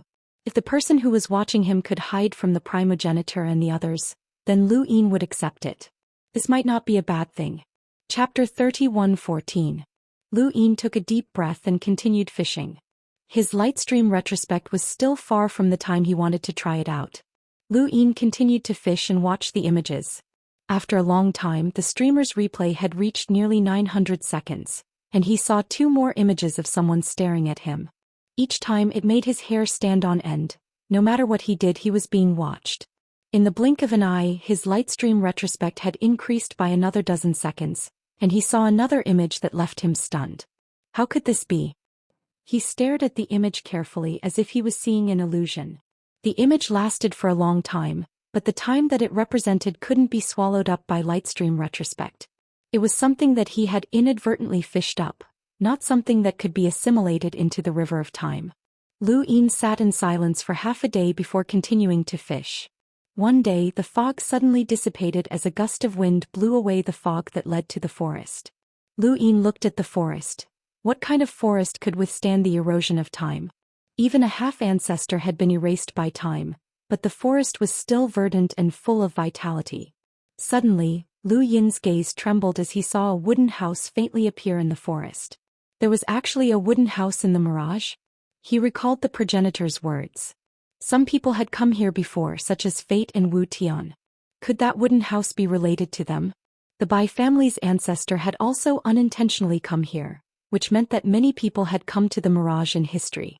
Who was the owner of that wooden house?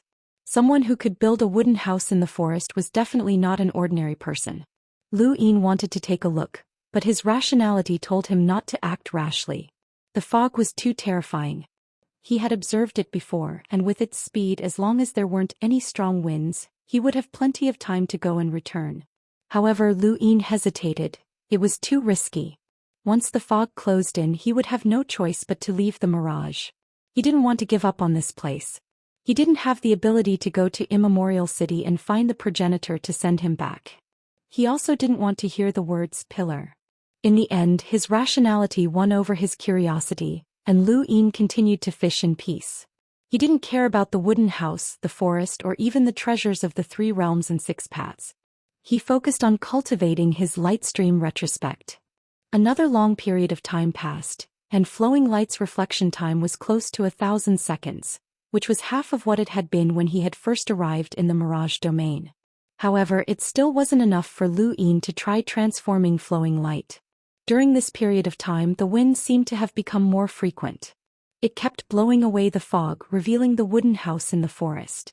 The first time, Lu Yin had been tempted, but after that he wasn't tempted anymore.